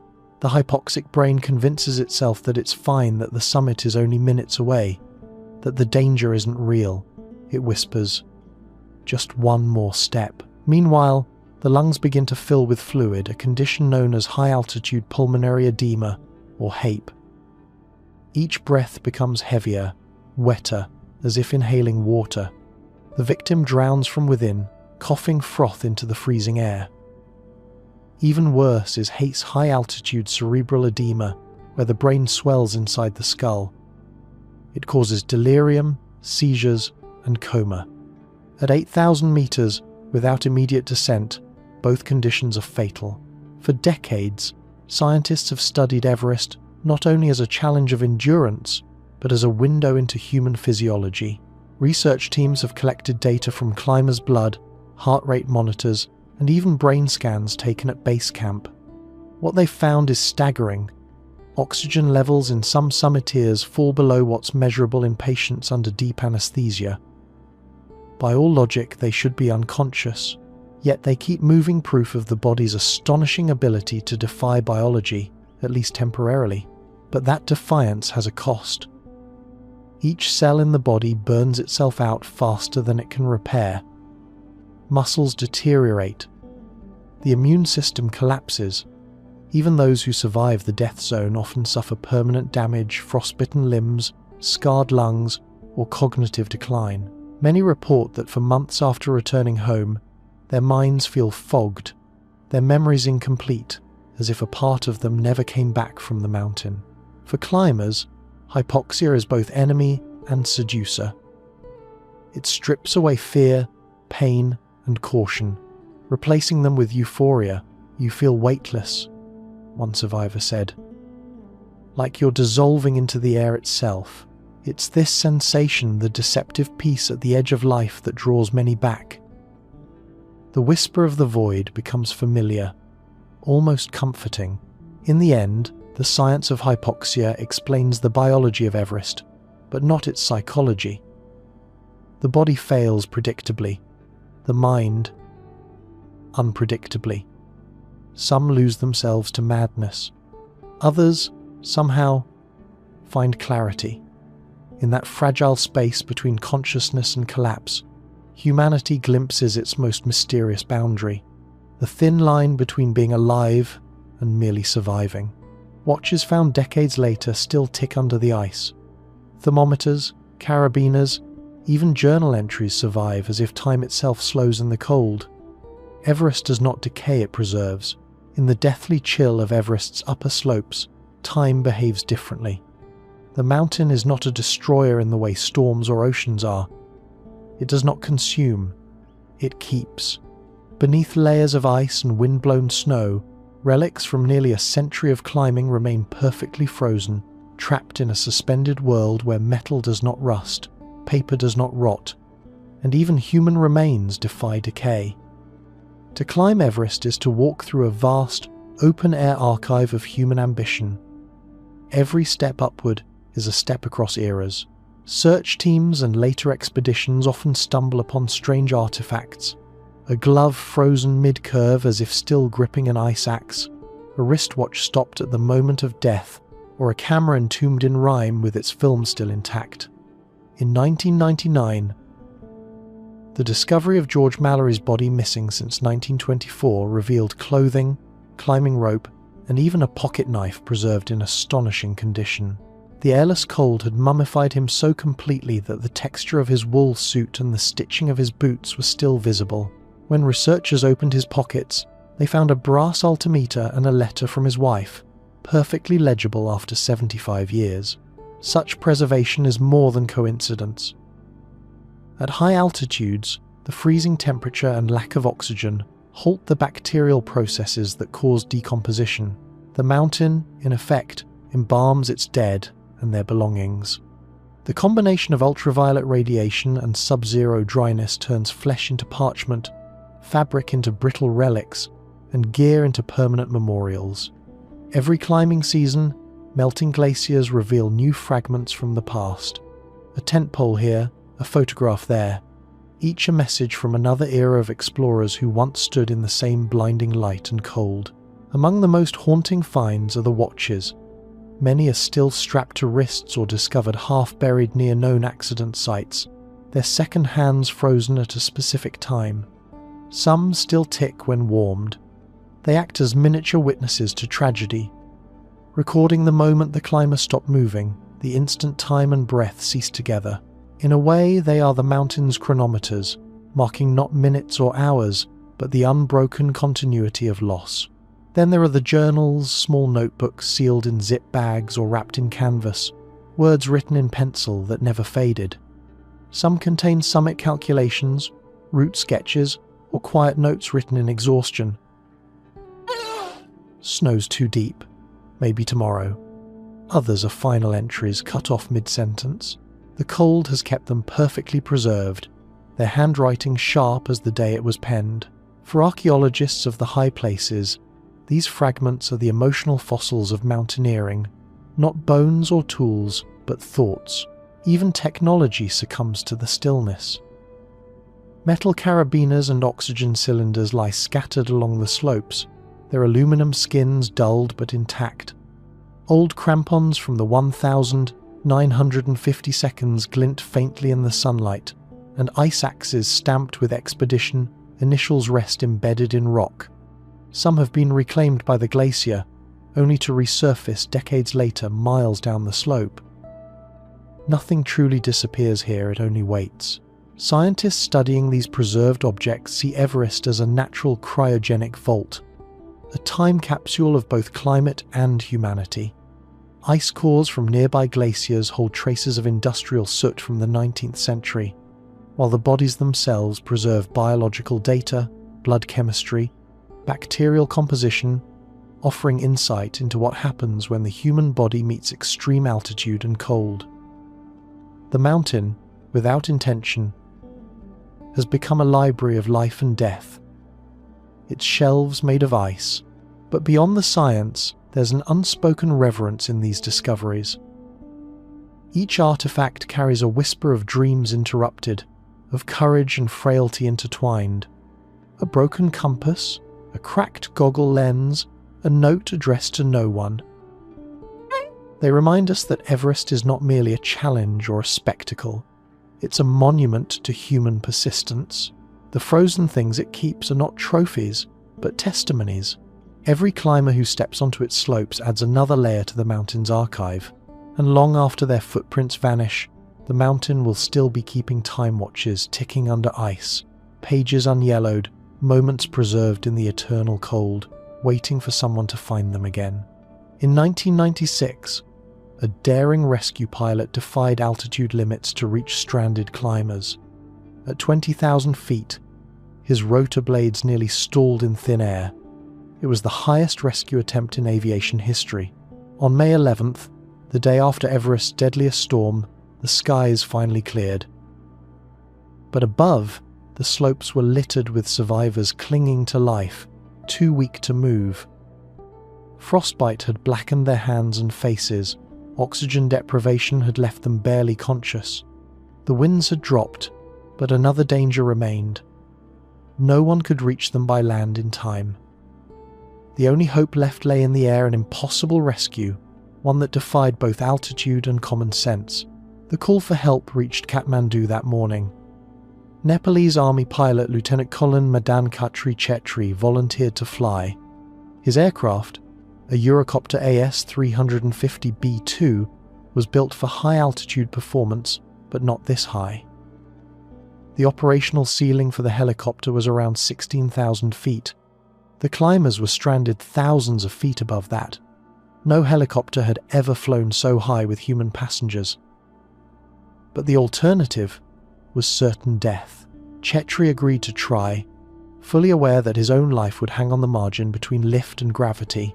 At that altitude, air density drops by more than 60%.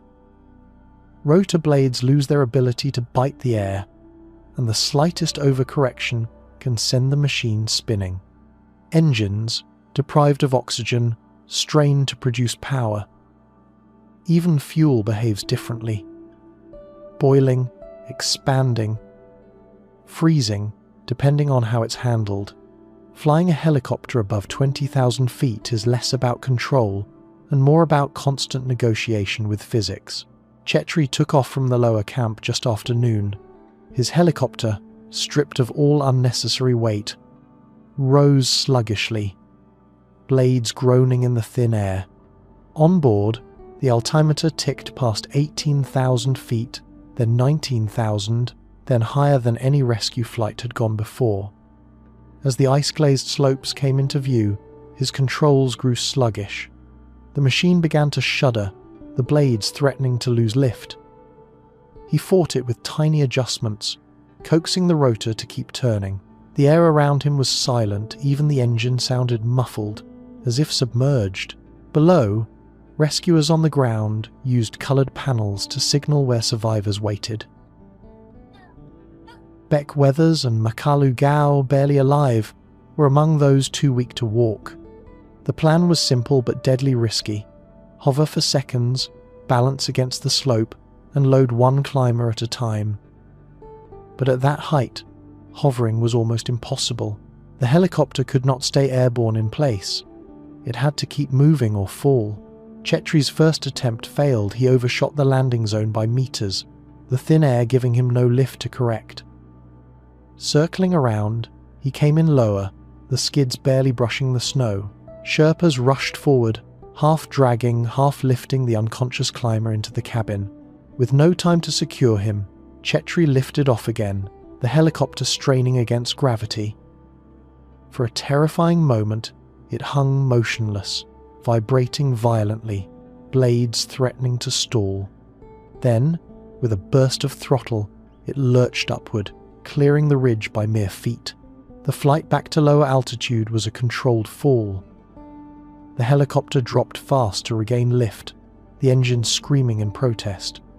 At 17,000 feet, the air thickened, and Chetri stabilized. Minutes later, he touched down at base camp to the sound of cheers, a miracle in the thin air. But he didn't stop. He refueled and went back again. In 2 runs, he rescued both Weathers and Gao, setting a new altitude record that would stand for years. The pilots who later studied the flight said it should have been impossible. The helicopter operated beyond any certified limit. One gust, one shift in air pressure, and it would have fallen. But Everest, for once, allowed the rules to bend. Chetri himself would later downplay the feat. "It was luck," he said. "The mountain let us leave." His rescue became legend not for the technology, but for the audacity. In a place where even breathing is a gamble, a machine built for the sky touched the edge of space to bring the dying home. The Russian climber saved multiple lives that night, yet critics accused him of climbing without supplemental oxygen, a choice that may have left clients more vulnerable. Hero or risk-taker? The debate still rages. Anatoli Boukreev was a man built for the mountains, quiet, disciplined, almost monk-like in his devotion to altitude.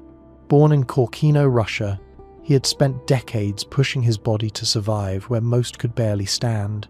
By 1996, he was one of the most respected high-altitude climbers in the world, with ascents on Annapurna, K2 and Makalu. When he joined Scott Fischer's Mountain Madness expedition to Everest, he was the team's strongest guide. Revered by his peers for his strength, precision, and stoic calm. But after the storm, his name became one of the most polarizing in mountaineering history, a man simultaneously hailed as a savior and condemned as a symbol of recklessness. The controversy began with one choice. Boukreev climbed without supplemental oxygen. In the death zone, this was rare for commercial guides, who were responsible not just for themselves, but for their clients. Boukreev argued that oxygen impaired his judgment, that by staying acclimatized, he could move faster, think clearer, and descend without dependency. To him, bottled oxygen was a safety blanket for those who lacked the skill or conditioning to climb without it. But critics saw it differently. They argued that the decision left him stronger, while his clients weakened, a dangerous imbalance when lives depended on teamwork. As the 1996 disaster unfolded, Boukreev's actions defied easy judgment. When the storm hit, he had already descended to Camp 4 ahead of his team, as per Fischer's instructions, to prepare hot drinks and oxygen for returning climbers. It was a sensible decision under normal conditions. But when visibility vanished and climbers went missing on the upper ridge, his absence from the group drew scrutiny. John Krakauer's "into thin air" later implied that Boukreev's speed-oriented approach, combined with his lack of bottled oxygen, had left his clients unsupported in their most critical moments. The suggestion ignited a global debate: was Boukreev negligent, or was he the only reason some survived at all? The facts paint a more complex picture. After resting briefly at Camp 4, Boukreev did what few others could. He went back out alone, in hurricane winds, without oxygen to search for missing climbers. In the pitch-black night, navigating by instinct and faint voices carried through the storm, he found a group of frostbitten survivors huddled together, including Sandy Hill Pittman, Charlotte Fox, and Tim Madsen. One by one, he dragged them through the snow to camp, collapsing beside them only after the last was safe. In total, Boukreev saved at least 3 lives that night, an act many called superhuman. When Krakauer's book reached readers the following year, Boukreev was blindsided. He felt betrayed, portrayed as a reckless purist rather than the rescuer he believed himself to be. He responded in his own account, The Climb, co-written with G. Weston DeWalt, defending his decisions and accusing Krakauer of misunderstanding the realities of high-altitude survival. At 8,000 meters, he wrote, "You cannot help someone who cannot help themselves. The best chance to save others is to save yourself first." His defenders agreed. Many of those he rescued credited him with their lives. Other elite climbers, including Reinhold Messner, argued that Boukreev's strength without oxygen was precisely what made the rescues possible. "He was the only one capable of moving fast enough to do anything," Messner said. Without him, more would have died, yet the criticism never faded. For some, the optics were too stark. The guide without oxygen surviving while his clients nearly perished. The morality of the mountain is complex on Everest. Heroism and selfishness often look the same. In December 1997, just a year after defending his name, Boukreev died in an avalanche on Annapurna. He was 39. When his body was found, he still wore the same wristwatch he had worn on Everest. It had stopped at 12:42, frozen in the moment he was buried by snow. Today, climbers still debate his legacy. Was he a visionary athlete whose strength saved others, or a man who took unnecessary risks in an environment that demands humility above all? The truth, as with most things on Everest, lies somewhere in the thin air between. Everest attracts dreamers, adventurers, and those chasing immortality.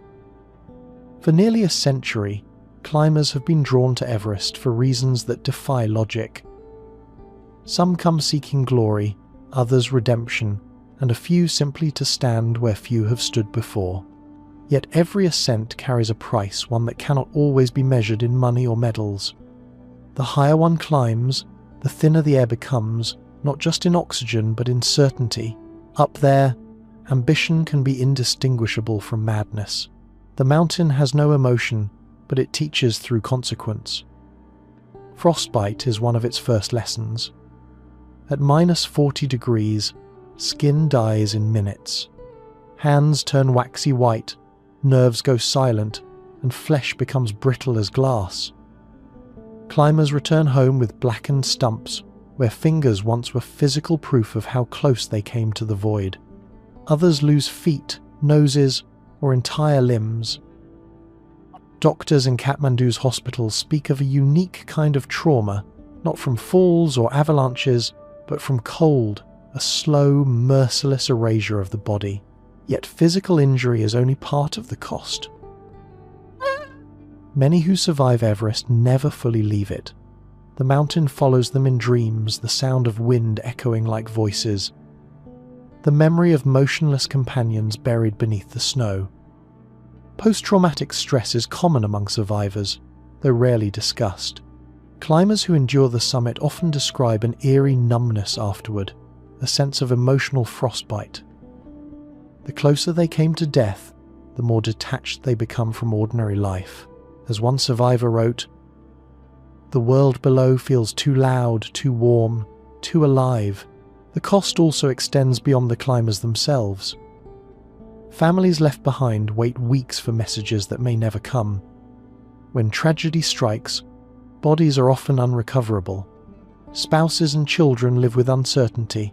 A husband, a son, a sister, frozen somewhere above the clouds, unburied, unreachable.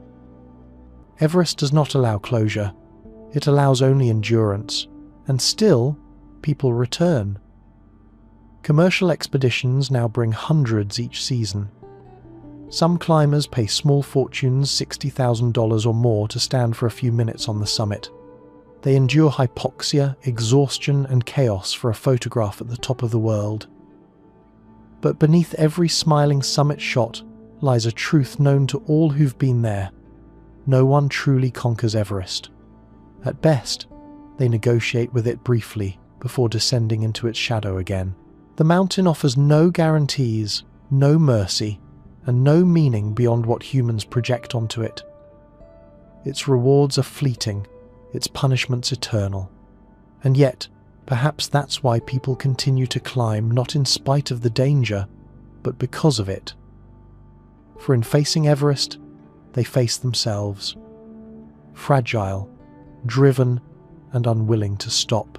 The human cost of ambition, then, is not measured in bodies on the mountain, but in what it reveals that our hunger for greatness often outweighs our instinct for survival. And on Everest, that balance is decided not by man, but by air, ice, and fate. For every climber who stands on the summit, there are Sherpas who carry the weight oxygen, tents, and sometimes the bodies of others. Their courage often goes unnamed, yet their losses are the deepest. Long before Everest became a global symbol of adventure, it was sacred ground. Chomolungma, the mother goddess of the world.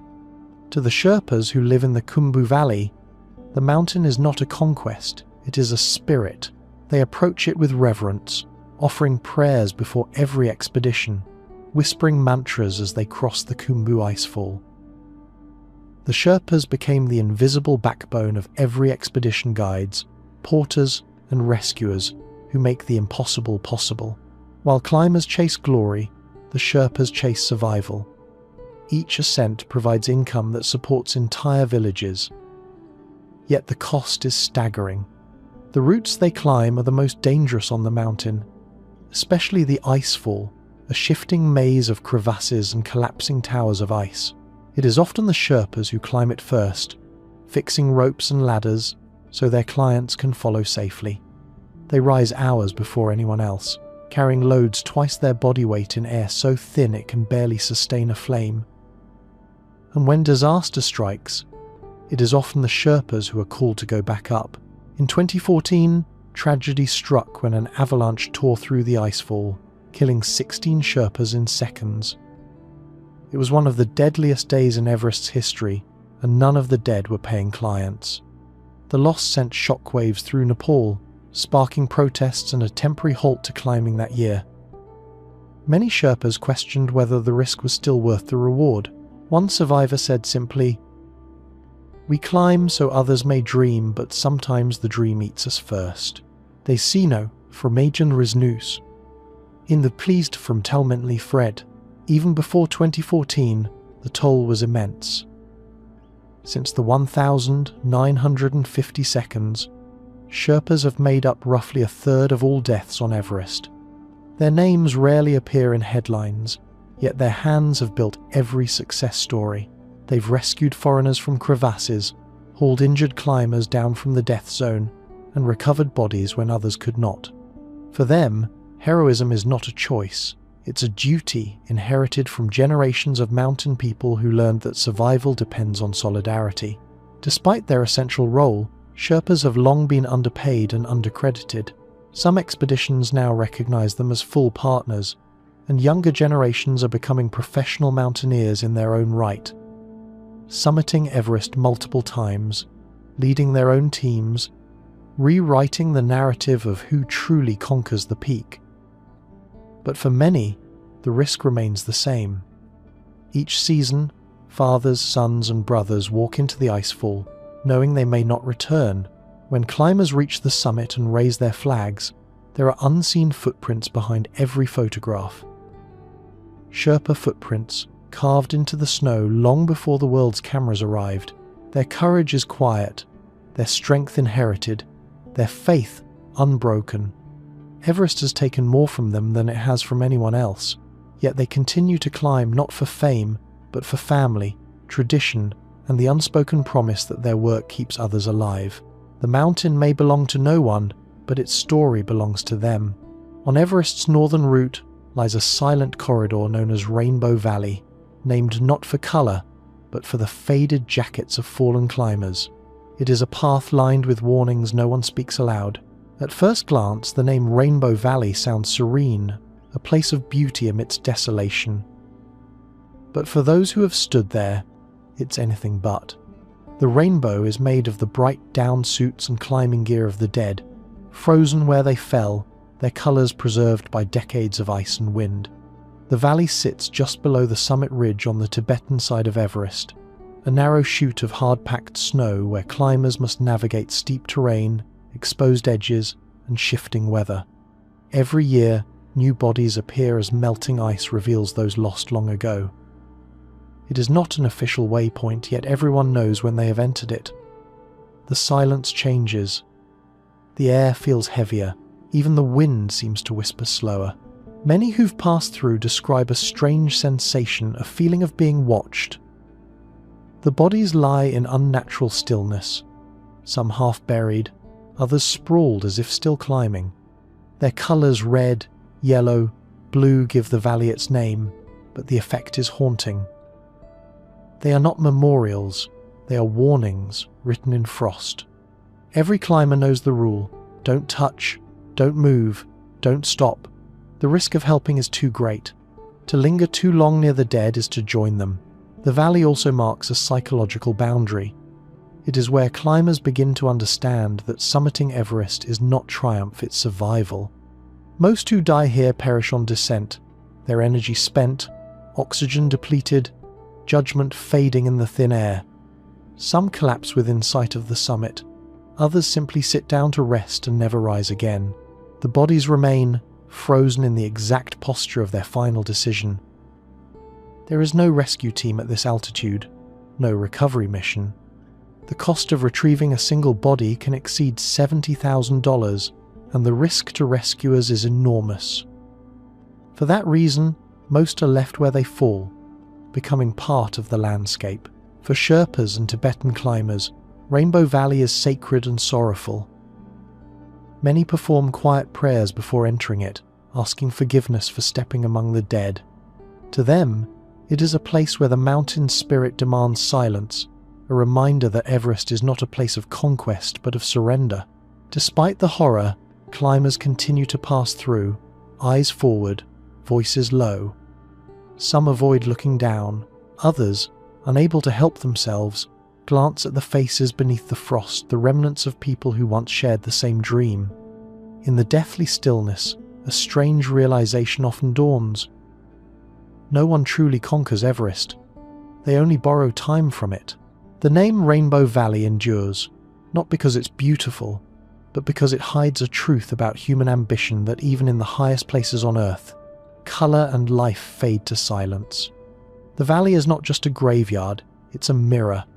It shows climbers what lies beneath their pursuit of glory, fragility, hubris, and the thin, cold line between ascent and disappearance. Those who return from it speak softly of what they saw, and those who don't remain there, the mountain's quiet chorus of colour beneath the endless sky. Modern meteorologists later reconstructed the 1,996 storm from archived satellite data. What they found shocked them, a microcyclone forming directly over the summit, invisible to base camp forecasts. At the time, no one on the mountain understood what had truly happened. The climbers had assumed it was just another Himalayan squall. Unpredictable, violent, but temporary. Only years later, when researchers analysed the weather archives, did the full picture emerge. What struck Everest that day wasn't a simple storm system drifting through the range. It was a localised atmospheric event, unlike anything ever recorded over the mountain before. Using data from the NOAA and Japanese Himawari satellites, scientists pieced together a pattern of wind and pressure anomalies from May 9th to May 11th. 1,996.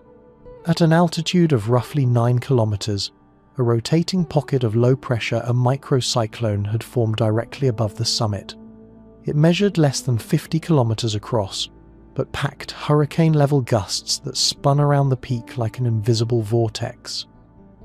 To those on the ground, it appeared as a sudden wall of cloud. To satellites, it was almost too small to detect a ghost storm sitting in the upper troposphere, where the air is too thin for conventional weather modelling to capture.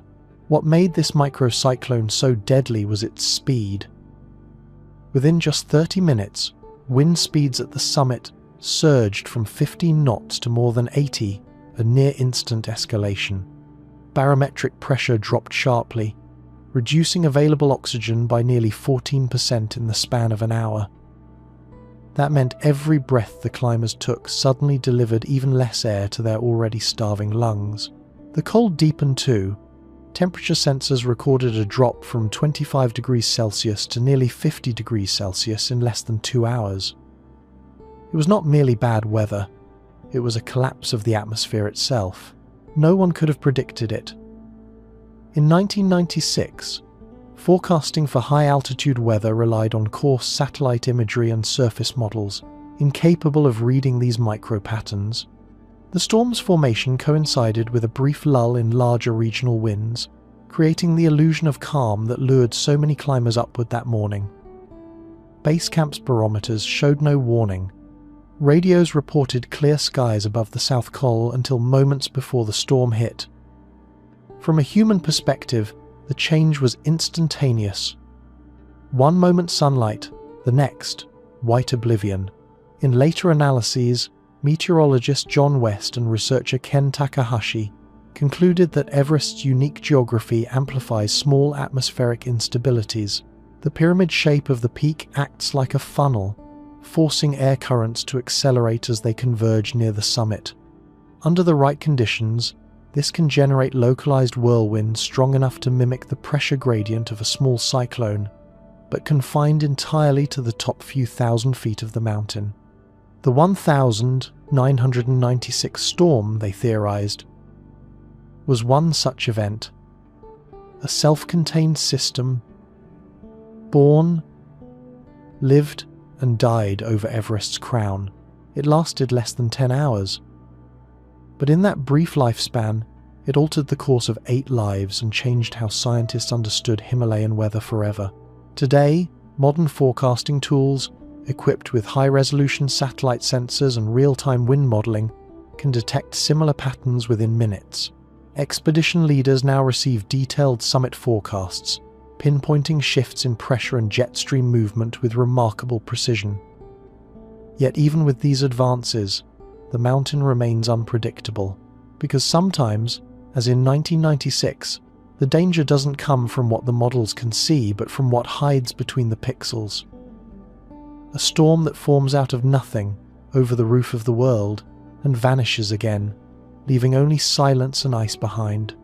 Bottled oxygen can save lives, but it also gives false confidence. Some climbers push higher than their training allows, trusting tanks that can freeze, leak, or run out at the worst possible moment.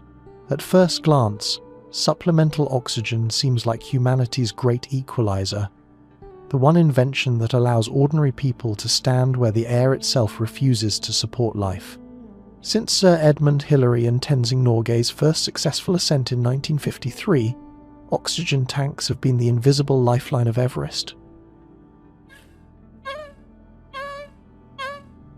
They make the impossible seem achievable, but as many climbers have discovered, that promise can also become a trap. Oxygen doesn't just keep you alive, it convinces you that you're stronger than you are, Above 8,000 meters, every breath counts. Without bottled air, the brain and body quickly begin to fail. Muscles lose strength, reaction time slows, and even thought becomes effortful. A climber using supplemental oxygen at 3 or 4 liters per minute experiences conditions similar to those at 20,000 feet. Still extreme, but survivable. Yet oxygen tanks are fickle companions. Regulators freeze, valves clog, gauges lie, and at 40 degrees Celsius, metal contracts, cracking seals and causing leaks invisible to the eye. The system that's meant to protect you can fail silently. In 1996, several climbers' tanks malfunctioned during the storm. Ice crystals blocked regulators. Others found their bottles mysteriously empty despite being marked full. One mountaineer later said it felt like breathing through a straw that suddenly pinched shut. Panic set in as they tore off masks to find that the air outside offered no relief, only suffocation. A single tank running dry too soon can mean the difference between reaching camp or freezing on the descent. The paradox is cruel. Oxygen makes people climb higher, stay longer, and take risks they otherwise wouldn't. It blurs the fine line between ability and illusion. Many clients on guided expeditions, bolstered by steady oxygen flow, ascend beyond their true acclimatization. When their systems fail or supply runs short, the body collapses under altitude shock. Guides call it the oxygen cliff, a sudden and catastrophic drop in function once the flow stops. There's no gradual decline, only an instant unraveling. Some purists, like Anatoli Boukreev and Reinhold Messner, rejected bottled oxygen entirely. "If you cannot breathe the mountain's air," Messner once said, "you do not belong on its summit." But for commercial expeditions, oxygen remains essential. It allows clients, often inexperienced at extreme altitude, to attempt Everest with at least a fighting chance. The result is a modern paradox. Safety equipment that can both save lives and create the very emergencies it was meant to prevent. Even today, technology has improved but not eliminated the risks. Lighter tanks, digital regulators and pre-warmed masks offer better reliability, yet accidents persist. Frost still forms in valves.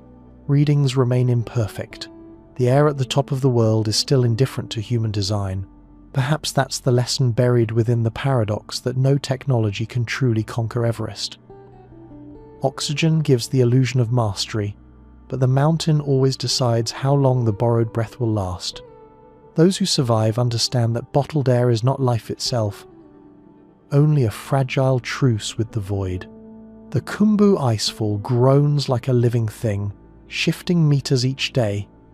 Ladders bridge crevasses deeper than cathedrals, and each step is a negotiation with gravity itself. For climbers attempting Everest from the southern side, the Khumbu Icefall is the first true gatekeeper and perhaps the most treacherous.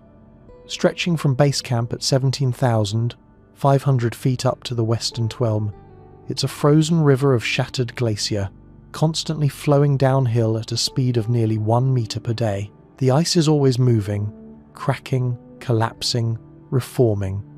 It looks solid from a distance, a gleaming maze of towers and ridges. But inside, it's a world of hidden traps, blue crevasses that yawn beneath a thin crust, ice blocks the size of buildings balanced on edges, and vertical walls that can shear away without warning. Climbers call it the most dangerous mile on Earth. The icefall never sleeps. It moves continuously, even at night. Beneath the moonlight, deep booms echo across the valley, the sound of seracs, those massive columns of ice, splintering under their own weight. The glacier flows like slow lightning, dragging ladders and ropes out of alignment, erasing paths established only hours before. Every morning, the Sherpas, known as the Icefall Doctors, venture in to rebuild the route, carrying aluminum ladders, ropes and anchors. They're the unsung engineers of Everest, setting the line that hundreds of climbers will follow. They leave before dawn, when the ice is coldest and least likely to collapse. By midday, the sun softens the surface, and the whole labyrinth begins to shift again. Crossing it is an experience unlike any other in mountaineering. Climbers move in single file, clipped into fixed ropes, balancing across ladders that span bottomless chasms. Beneath them, the glacier glows with an eerie blue light, ancient ice refracting sunlight through layers older than civilization itself. Each creak beneath their boots feels like a pulse, a reminder that the ground is not ground at all but frozen motion. Helmets pick up the faint hiss of snow falling from somewhere above, the warning that a serac might be breaking loose. For the Sherpas, the icefall is both livelihood and fear. Many have lost friends and relatives there. They whisper prayers before crossing, spinning small prayer wheels or muttering Om Mani Padme Hum under their breath. They know the rhythm of the ice, the way certain ridges groan before collapse, the way the wind changes when a section is about to move. But knowledge offers only so much safety. In 2014, an ice tower the size of a building collapsed without warning, burying 16 Sherpas in seconds. The avalanche thundered down the icefall with no chance of escape. It was one of the deadliest single incidents in Everest's history. Scientists studying the glacier have found that the Khumbu icefall is accelerating. Climate change is warming the Himalayas faster than almost anywhere on Earth, melting the glacier from beneath and making its movements even more unstable. What once shifted centimeters overnight now moves meters. Each year, the icefall grows more unpredictable. A living, dying creature growing restless under the weight of the world. For climbers, the Khumbu is the first test of will, not a battle against height, but against impermanence. To step onto it is to walk across time itself, ancient ice cracking under modern ambition. Those who pass through know that the mountain begins not at the summit, but here, where the earth itself breathes and moves, reminding every human who dares to climb nothing on Everest ever stands still. Above 26,000 feet, distances deceive. Landmarks appear closer. Time feels slower. Some climbers walk past their own camps, disoriented by what psychologists call hypoxic temporal drift. At that altitude, perception begins to fracture. The brain, starved of oxygen, starts to misinterpret distance, scale, and even the passage of time. A ridge that looks 100 meters away may, in reality, be over a kilometer. Minutes stretch into hours, and hours vanish without notice. Climbers often describe it as walking inside a dream, a white void where everything feels near yet unreachable. Scientists have a name for this phenomenon: altitude illusion, an optical and cognitive distortion caused by the way the human mind responds to low oxygen and extreme monotony. The snow plays tricks too. On Everest's upper slopes, contrast disappears, horizon blends with sky, shadow with light. The mind struggles to anchor itself, and the mountain seems to shift shape. A tent might appear just ahead when it's actually hundreds of meters away. A slope that looks flat may tilt dangerously into a drop. Climbers have walked past their own camps, following phantom outlines that fade into fog. They leave the safety of the route, convinced salvation lies just a few steps further, and vanish. Psychologists call it hypoxic temporal drift, a disconnection between the brain's perception of time and motion. In oxygen-deprived conditions, the frontal cortex responsible for decision-making and orientation begins to shut down. The brain compensates by slowing perception, making the world appear suspended, almost still. It's why climbers sometimes feel as if they're moving quickly when they're barely crawling. Their minds stretch time to match effort, rewriting reality second by second. The result is deadly confusion. Rescuers who've recovered climbers from the upper slopes often find them lying just minutes from camp, frozen mid-step, as if they had stopped to rest. Their faces show no panic, only a strange calm, as if they thought they'd already arrived. One Sherpa, describing such a recovery, said quietly, "They died close enough to see their tents, but too far to understand. Even seasoned mountaineers fall prey to it. During the 1996 disaster, several survivors later admitted they had no clear sense of how long the descent took. Some believed only an hour had passed when it had been 6. Others recalled walking toward lights that didn't exist, mistaking reflections of their own headlamps for distant camps.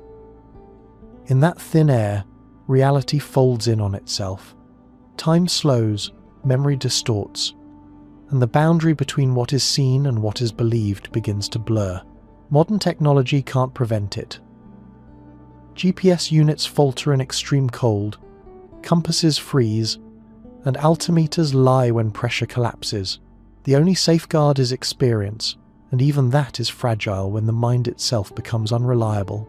At 26,000 feet, Everest stops being a mountain and becomes something else. A mirror of the human brain in decline. It shows how perception, the very thing we trust to survive, can turn against us. And perhaps that's Everest's final illusion. Not that it hides its dangers, but that it lets climbers believe they can still see clearly while walking straight into the white. Battery failures in sub-zero cold silence communications for hours. For families below, that silence was the cruelest sound, not knowing whether their loved ones still breathed somewhere above the clouds. In the thin air of Everest's upper slopes, technology bends and breaks under the simplest of forces, cold. The radios that linked climbers to base camp, their only lifeline to the world below, were never designed for the -40-degree temperatures that ruled the mountain after dark. The lithium batteries that powered them froze solid, their charge evaporating in minutes. When the 1996 storm struck, communication lines failed one by one, leaving base camp listening to static and fragments of voices carried on the wind. It was as though the mountain had decided to mute itself. To the climbers still alive above the South Col, the loss of radio contact was catastrophic. Coordination between teams collapsed. No one knew who had reached the summit, who was missing, or where the surviving groups were sheltering. The storm turned each tent, each ridge, each cluster of climbers into an island of isolation. The silence, one survivor later said, was worse than the wind. You started to think you were the only person left alive.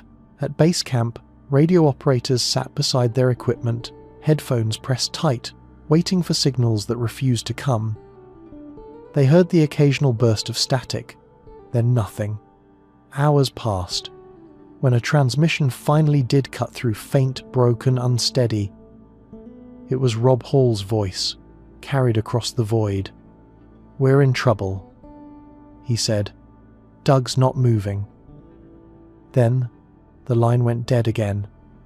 For those listening, every second of silence afterward felt infinite. Families back home, receiving only sporadic updates through expedition liaisons, were trapped in their own kind of storm, one of uncertainty. Phone lines to Nepal lit up with desperate calls from New Zealand, the United States, Japan. Journalists crowded around satellite phones, waiting for any scrap of information. The world was listening to Everest. But Everest was silent. Radios are the invisible arteries of modern mountaineering. They allow weather updates, coordinate rescues, and connect climbers to life beyond the death zone. But the very conditions they're meant to endure, cold, wind, altitude, are their undoing. Metal contracts, soldered joints fracture, and antennas glaze with frost, cutting transmission strength. Even voice signals, distorted by atmospheric interference, can bounce or vanish entirely in the magnetic haze around the mountain. To speak across Everest's ridges is to shout into a storm that answers back only sometimes. When dawn broke after the 1996 storm, the radios began to flicker back to life, weak, static-filled, but working. The first voices that came through were Sherpas reporting bodies and survivors. There was no drama, no build-up. Just quiet, factual words delivered through the crackle of interference. We found them. Some alive. For the people at base camp, those words were both relief and grief wrapped together. In the years since, satellite communication has improved dramatically. Modern expeditions use GPS trackers, high-frequency radios, and satellite phones resistant to freezing.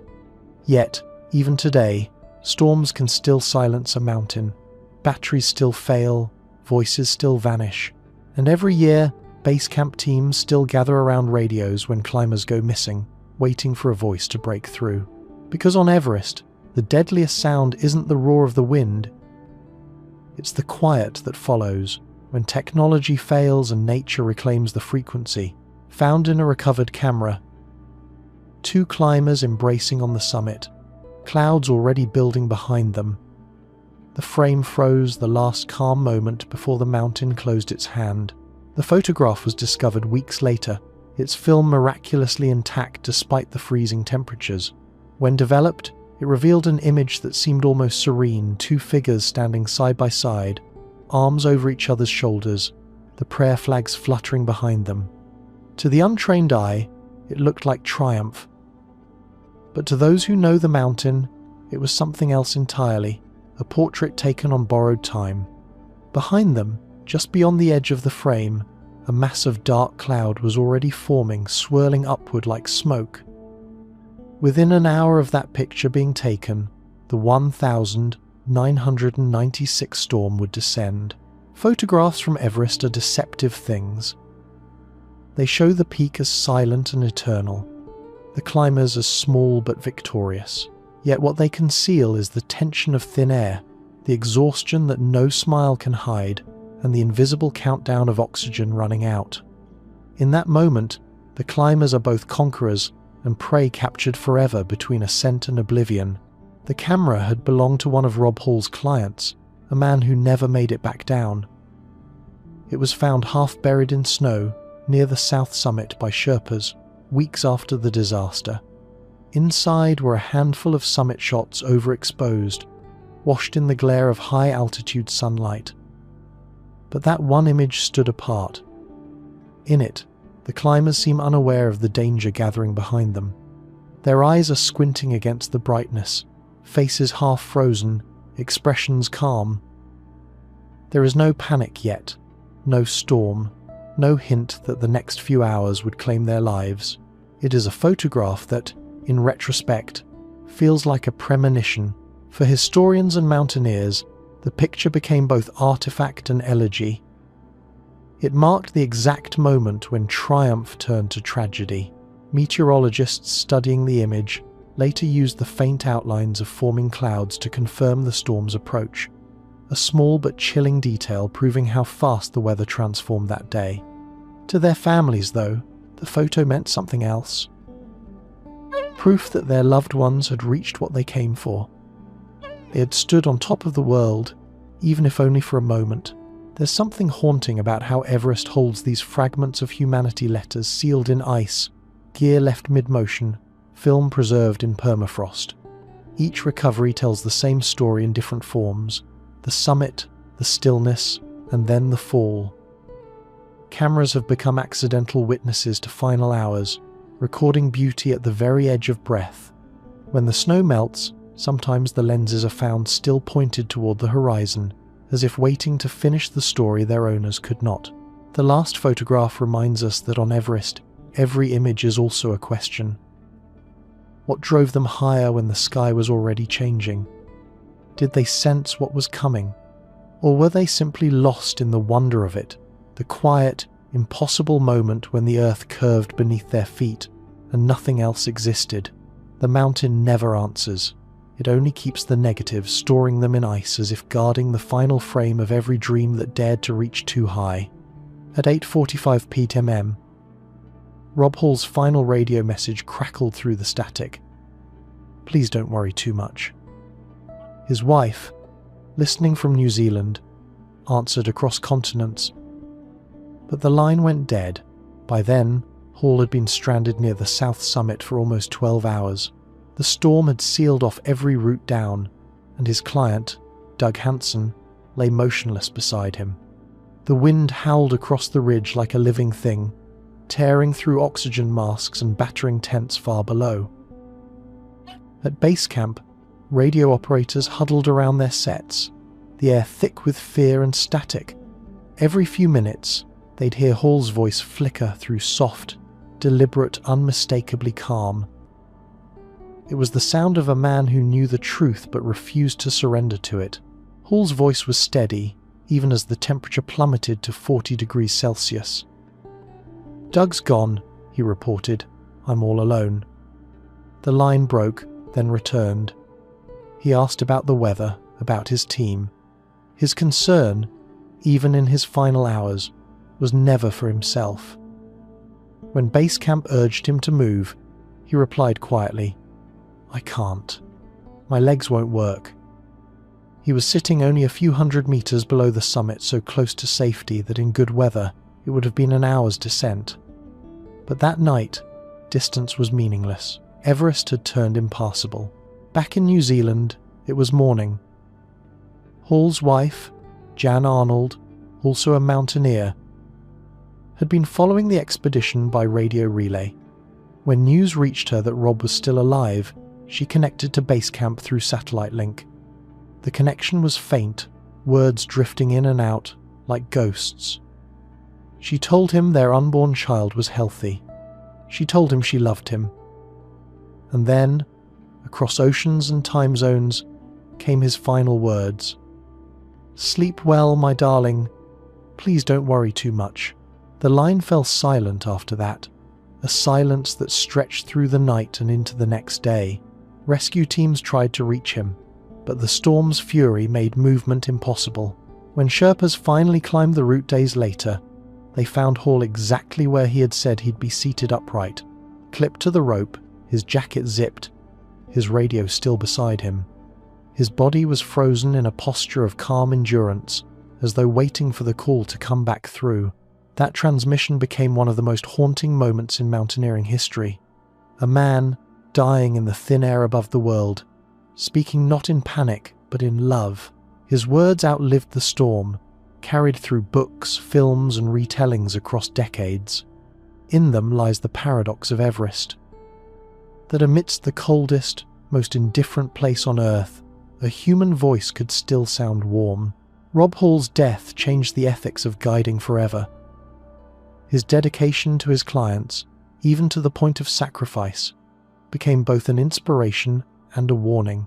In the years that followed, his name became synonymous with courage, not because he reached the summit, but because he stayed.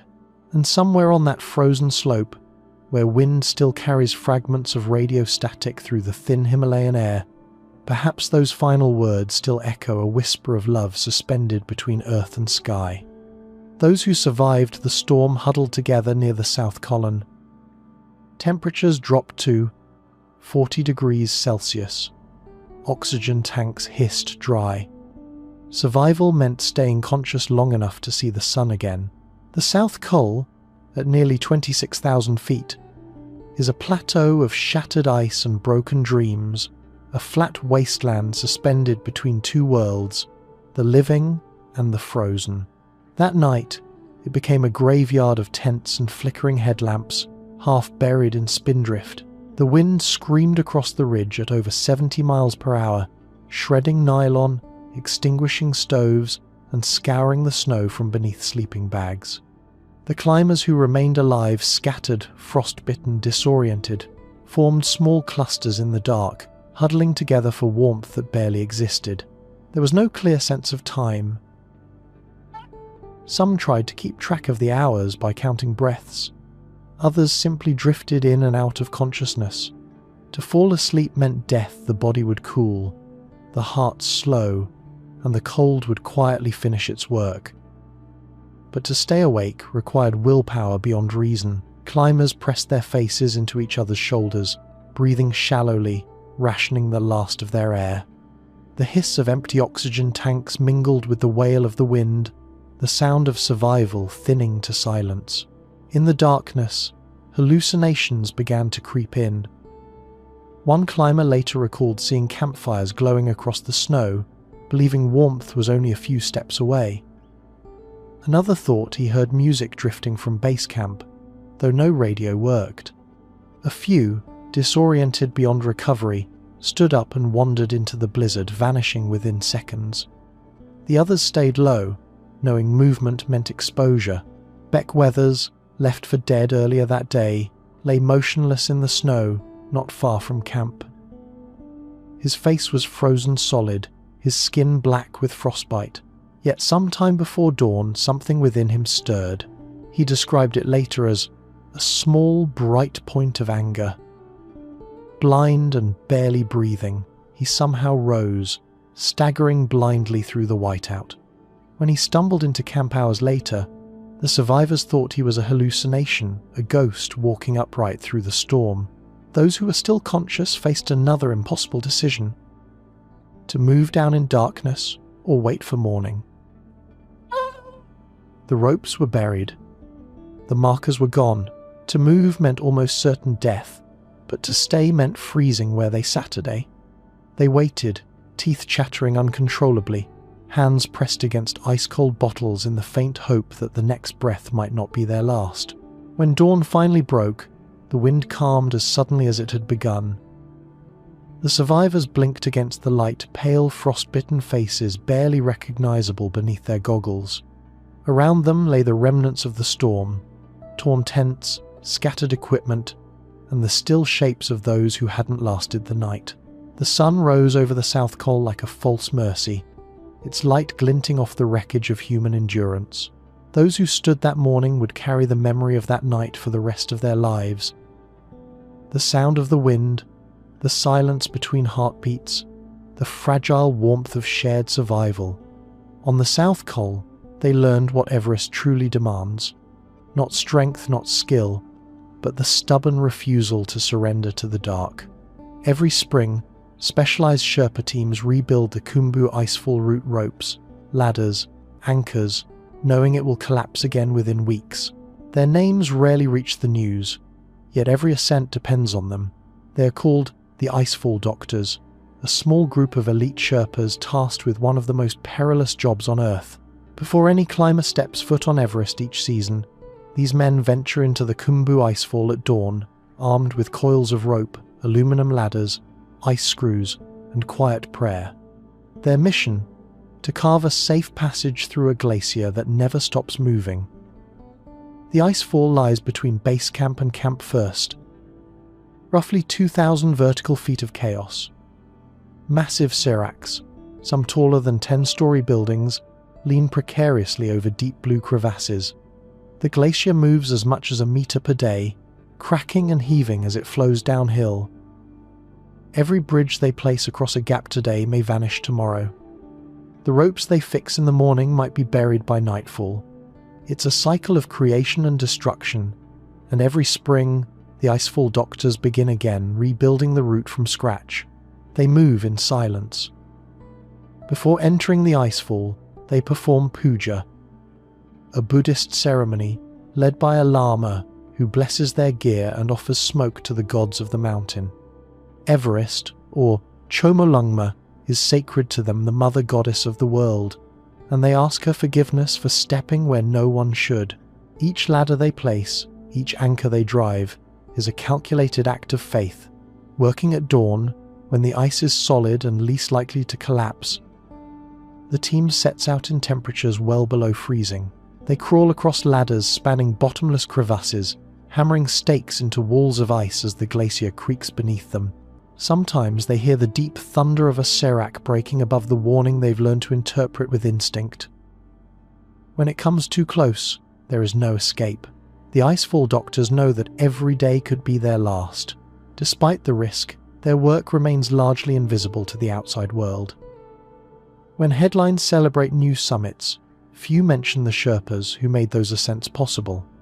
Yet every climber who reaches Camp 1, every expedition that survives the lower route, owes their life to the Icefall Doctors. They are the architects of the climb, anonymous, disciplined, and utterly fearless. In 2014, tragedy struck when a massive ice tower collapsed without warning, killing 16 Sherpas in the Icefall.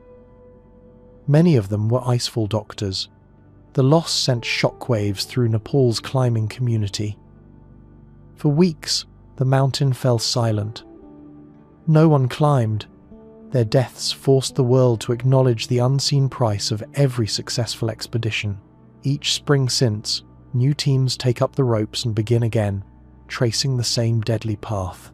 They work quietly, efficiently, sometimes humming under their breath as they secure ladders that hundreds of climbers will soon trust with their lives. They never see the summit. Their job ends where others begin. Yet without them, Everest would be unclimbable. The Icefall doctors are more than workers, they are caretakers of the mountain's threshold, rebuilding the fragile bridge between human ambition and nature's indifference. And when they leave at season's end, the Khumbu swallows their work whole, erasing every sign until they return again.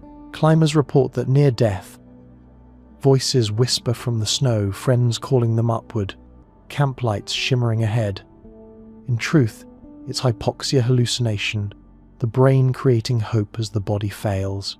In the death zone, above 8,000 meters, the mind begins to betray its host. Oxygen levels drop to 1/3 of what they are at sea level. The blood thickens, starving the brain of what it needs most. Thought slows, perception fractures, and the line between reality and illusion blurs. Climbers often describe hearing voices, seeing lights, or sensing figures walking beside them. Some call them angels, others ghosts. Scientists call it hypoxia, a deprivation of oxygen so severe that the brain begins to invent comfort in its final hours. At these altitudes, every step feels like moving through water. Vision narrows, depth perception fades, and time itself seems to bend. One climber described seeing a camp ahead tents glowing warm and orange against the snow. He stumbled toward it, convinced salvation was only a few minutes away. When rescuers later found him, he was lying in the open, his gloved hand outstretched toward nothing but wind.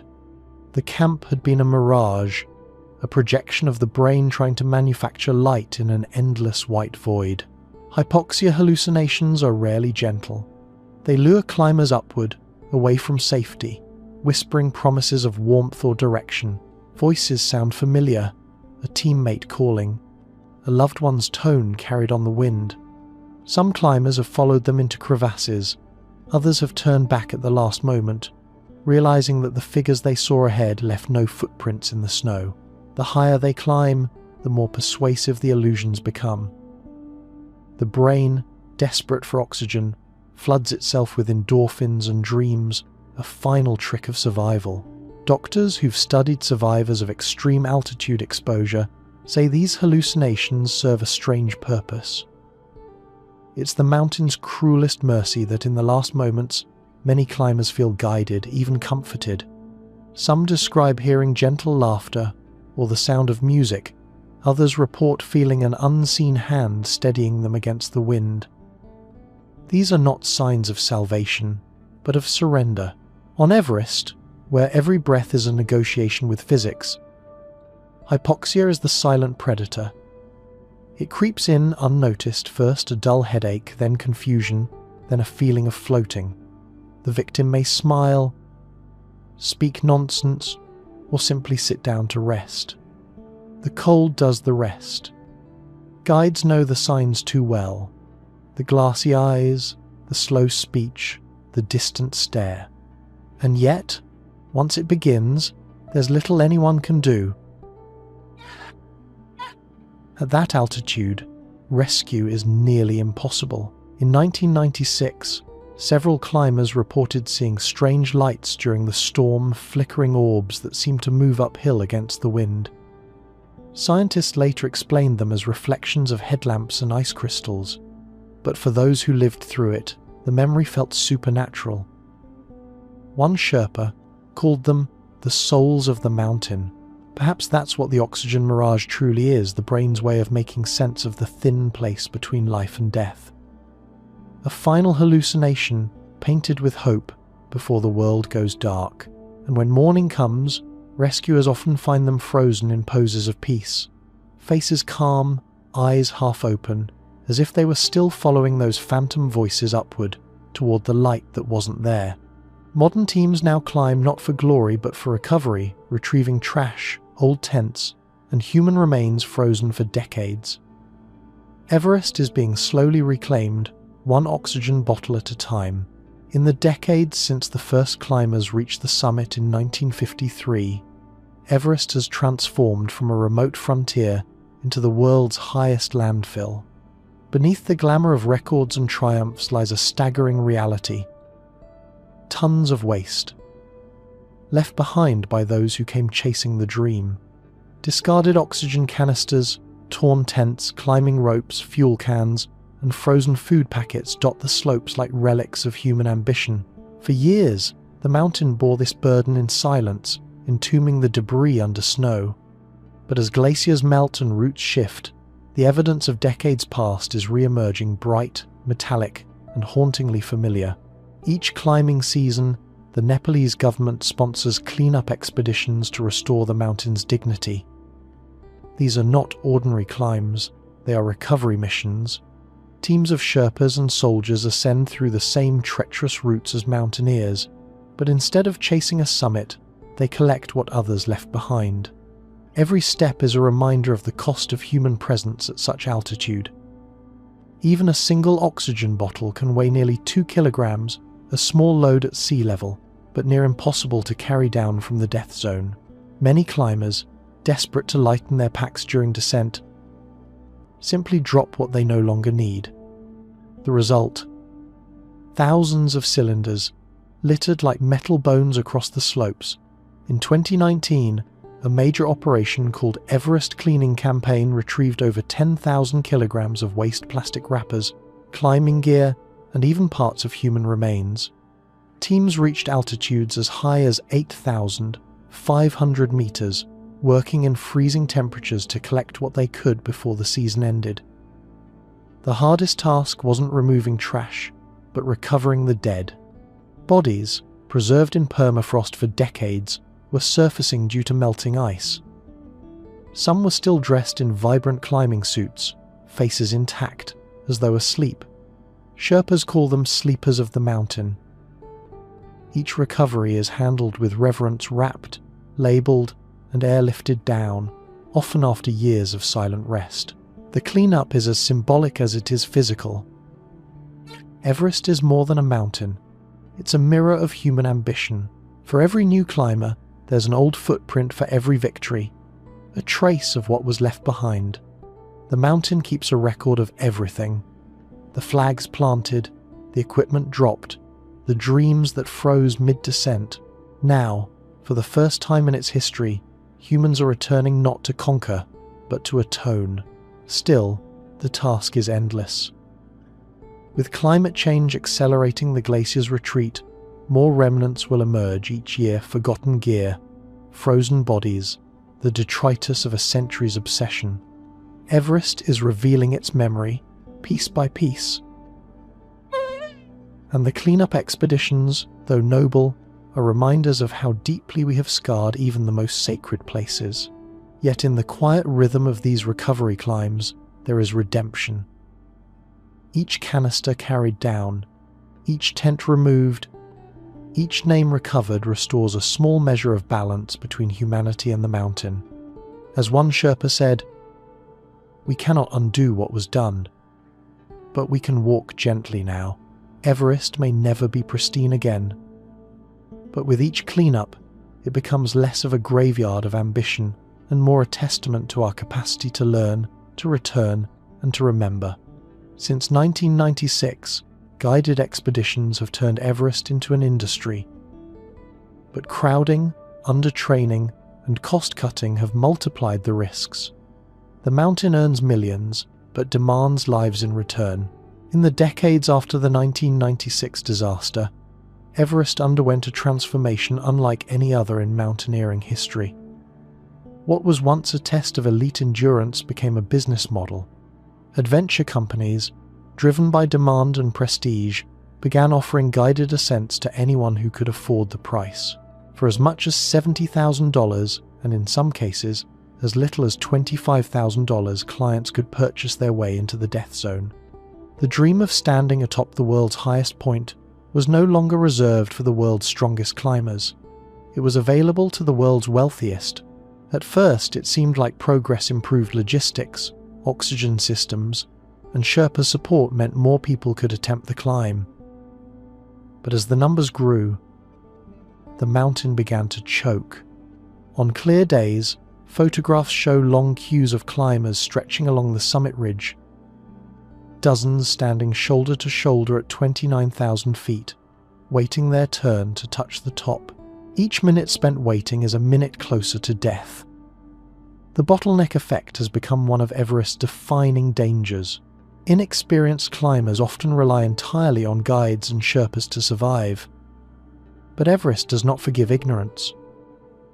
When storms come or equipment fails, the untrained falter first, and rescuing them endangers everyone else.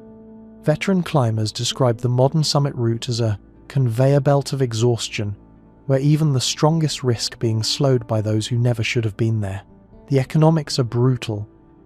For Nepal, Everest is a cornerstone of tourism revenue. Each climber pays a government permit fee of $11,000, in addition to the massive profits earned by expedition operators. In 2024, over 900 permits were issued, a record. But with those numbers come consequences. Record fatalities, overcrowding, and an environment stretched to breaking.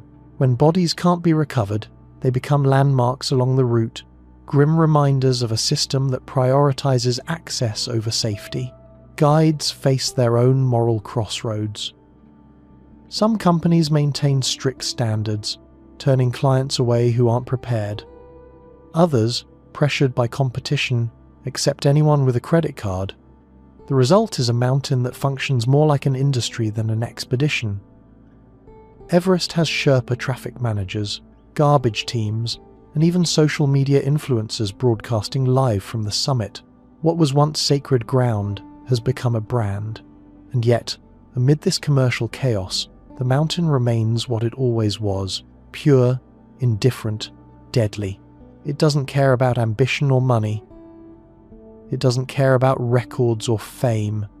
Each climber, no matter how wealthy or celebrated, is reduced to the same equation of air, time, and weather. Every year, hundreds return home with their summit photos, their sponsors, their fame. But dozens never return at all. The balance sheet of Everest is written not in dollars, but in names carved into stone memorials at base camp. The true cost of a mountain that has learned to profit from human desire. Meteorologists analysing barometric records confirmed what climbers feared: a pressure collapse so sudden that altitude readings dropped 80 meters in minutes. For those in the death zone, it was like drowning in air. What struck Everest on May 10th, 1996, was not a typical snowstorm. It was a violent chain reaction of atmospheric forces colliding at the highest point on Earth. In later studies, meteorologists discovered that a sharp drop in barometric pressure had created what they called a summit vacuum, an abrupt thinning of the air that even seasoned climbers could not have anticipated. At 8,848 meters, oxygen levels are already perilously low. But during the storm, the effective altitude briefly rose to more than 9,000 meters. Every breath delivered less life than the one before. For those trapped on the upper slopes, it felt like the sky itself was collapsing. The wind began first a low moan that built into a scream. It roared down from the summit ridge at nearly 120 kilometers per hour, tearing loose fixed ropes and slamming climbers against ice walls. Visibility dropped to zero. White became everything sky, snow, ground blending into one disorienting void. Even headlamps, swallowed by the storm, seemed to shine inward rather than outward. One survivor later described it as being inside a snow globe someone kept shaking. Inside that chaos, physics turned hostile. The rapid pressure change caused oxygen cylinders to malfunction, regulators to freeze, and altimeters to give false readings. Climbers, relying on those instruments, became lost in a storm they could neither see nor measure. The air temperature plummeted to 50 degrees Celsius, but wind chill made it feel closer to 80. Eyelids froze shut, fingers blackened in minutes. The human body, evolved for the sea-level world, simply began to unravel.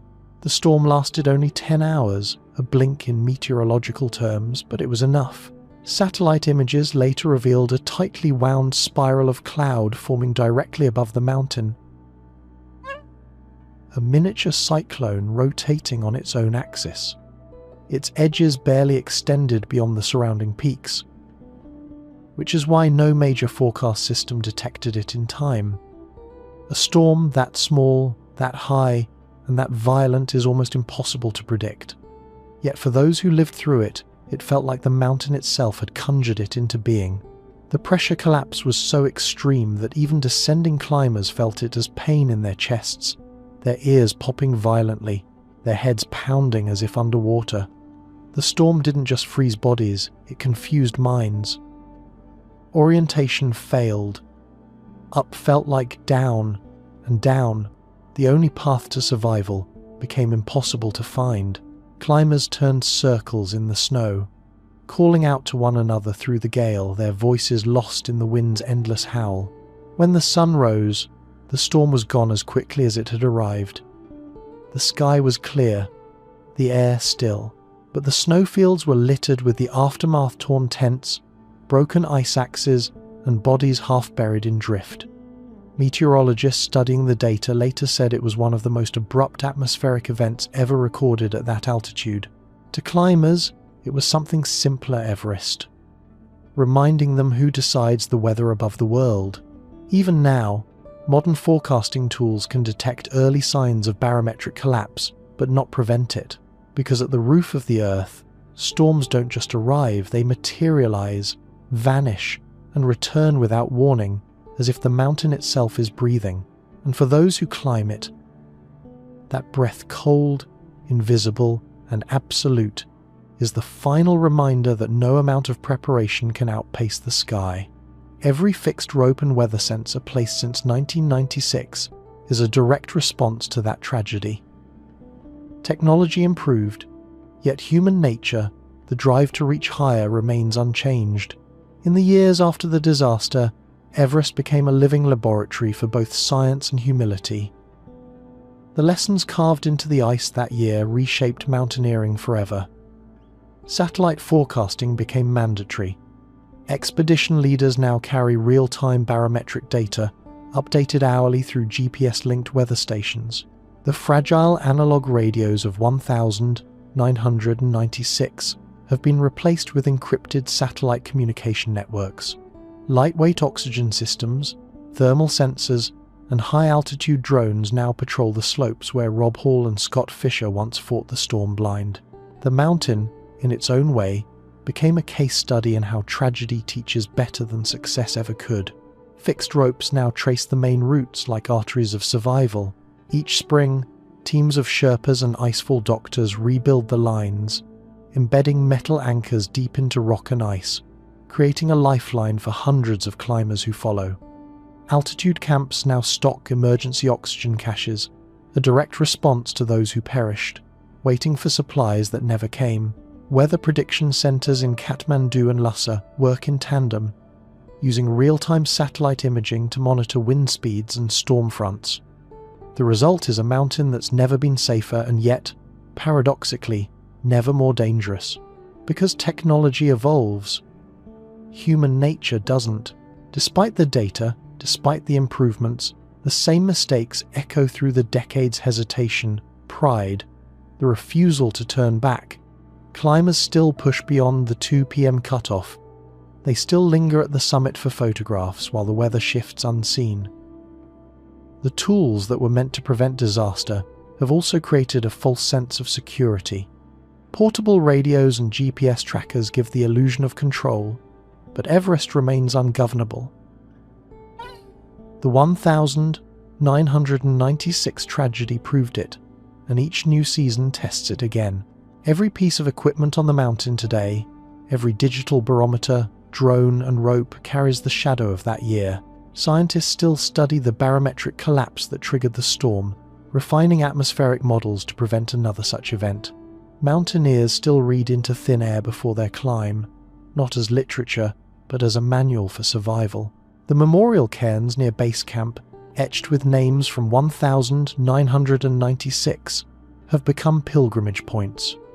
Climbers pause there before their ascent, touching the stones for luck, whispering promises that they'll turn back if the mountain warns them to. Many mean it. Few do. In 2019, a photograph went viral, a line of climbers waiting to summit, stretching across the ridge like a human chain. It looked eerily familiar to the images from 1996. Crowding, exhaustion, oxygen shortages, the same patterns, repeated 23 years later. Different climbers. Same lesson. Everest doesn't forget. The mountain records everything. The weather shifts, the errors, the courage, the cost. Ice preserves what time would normally erase. Tents from 1996 still lie half buried near the South Cullen. Fragments of rope remain frozen into the ridges where guides once clipped in their final anchors. These relics aren't debris, they're reminders, each one a sentence in the mountain's unending report on human ambition. The greatest lesson written in that ice isn't about equipment or meteorology, it's about restraint, the humility to stop, the awareness that nature is never conquered, only borrowed from. Everest keeps teaching that same truth, again and again, in the quiet language of wind and snow, and for every climber who listens, perhaps one fewer name will be carved into the memorial stones below. Rescue teams sometimes report hearing radios long after contact was lost, faint, looping fragments of speech that replay in static. Most explain it as atmospheric interference, others aren't so sure. On Everest, sound behaves differently. The air is thin, brittle, unable to carry vibration the way it does at sea level. Yet many who've spent nights near the upper camps tell of strange transmissions drifting through the static half-sentences, ghostly echoes of calls long ended. Some swear they've heard names spoken softly, or fragments of distress calls from climbers who died years before. The radios hiss, flicker, and then fall silent again, as though the mountain itself is whispering back. To scientists, the explanation is simple. Atmospheric refraction. Radio waves, bent by ionized air and snow crystals, can skip between layers of the atmosphere, rebounding over and over like light through fog. Under rare conditions, signals from years-old frequencies can re-emerge, replaying fragments of past communications caught in the ionospheric loop. It's the same phenomenon that allows distant AM broadcasts to appear faintly across continents, but here, above 8,000 meters, it feels supernatural. The static crackle becomes more than noise, it becomes memory. Rescue teams often carry multiple frequencies to monitor calls from different expeditions. Sometimes, while scanning channels, they pick up faint transmissions, words indistinct but human. A "copy that," a hold position, a "can you hear me?" The first instinct is hope that someone is alive out there, still calling for help. But when they triangulate the signal, there's no one. Just wind, just snow, and the uneasy realization that the frequency is one used years before. In 2014, a Nepalese rescue team claimed to have received a faint SOS from the upper slopes during an off-season expedition. When they checked, no climbers were registered on the mountain. The transmission repeated 3 times, identical each time, as if replaying a recording. Experts later confirmed it matched a frequency used during the 1996 disaster, a frequency that had long since been retired. Coincidence, perhaps? But for those who heard it, it didn't feel that way. Sherpas, who have lived in the shadow of Everest for generations, speak of Chomlungma's echo, the mountain's way of remembering. They say the wind carries the voices of the lost, trapped between the ridges, returning when the air is right. To them, these sounds are not haunting, they're reminders. Each whisper in the static is a name that must not be forgotten. Skeptics point to atmospheric physics, to the unpredictable behavior of electromagnetic waves in extreme cold. But even they admit there's something unsettling about how often the phenomenon occurs near known sites of tragedy. The South Summit, the balcony, the upper ridge, places where voices once cried out through real radios, now replaced by silence. Those who have heard it describe the experience the same way. A soft, rhythmic pulse through the static, as if the air itself is breathing. Some lean closer to the speakers, convinced they recognize the tone of a friend. Others turn the radios off, unable to bear the illusion of life in a place so empty. Maybe it's interference. Maybe it's memory. Maybe, at the roof of the world, where time freezes and sound never fully dies, the mountain is still transmitting the past faint, fragmented, looping forever through the snow. And when the wind falls quiet and only static remains, some swear they can still hear it, a voice repeating through the cold, soft as a sigh. We're still here. After the storm cleared, wind patterns formed a deep harmonic moan across the South Column. Climbers said it sounded like the mountain breathing or mourning. In the first calm after the 1996 storm, when sunlight finally returned to the frozen slopes, the survivors spoke of a sound unlike anything they'd ever heard, not the shriek of wind or the roar of avalanches, but a low, resonant tone that seemed to hum from the ice itself.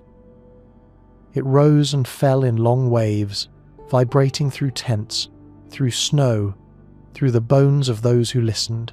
Some described it as the sound of the wind trapped in the glacier's hollow tunnels. The South Col is a natural amplifier. The plateau sits between the twin ridges of Lhotse and Everest, channeling the jet stream like an organ pipe. When cold air rushes down from the summit and collides with warmer gusts rising from below, it creates powerful resonance. Under certain atmospheric conditions, this can produce what meteorologists call aeolian harmonics, a natural frequency that turns the wind into sound. At high enough volume, it doesn't just fill the air, it vibrates through the ice, producing a deep, almost human tone. That morning, it went on for hours, a low, endless moan that pulsed through the South Col like a voice. Rescue teams at Camp 2 reported hearing it through the radio, faint but unmistakable. Even the Sherpas, usually stoic in the face of nature's moods, stopped what they were doing to listen. "The mountain is crying," one of them said quietly. No one disagreed. Science, of course, offers an explanation.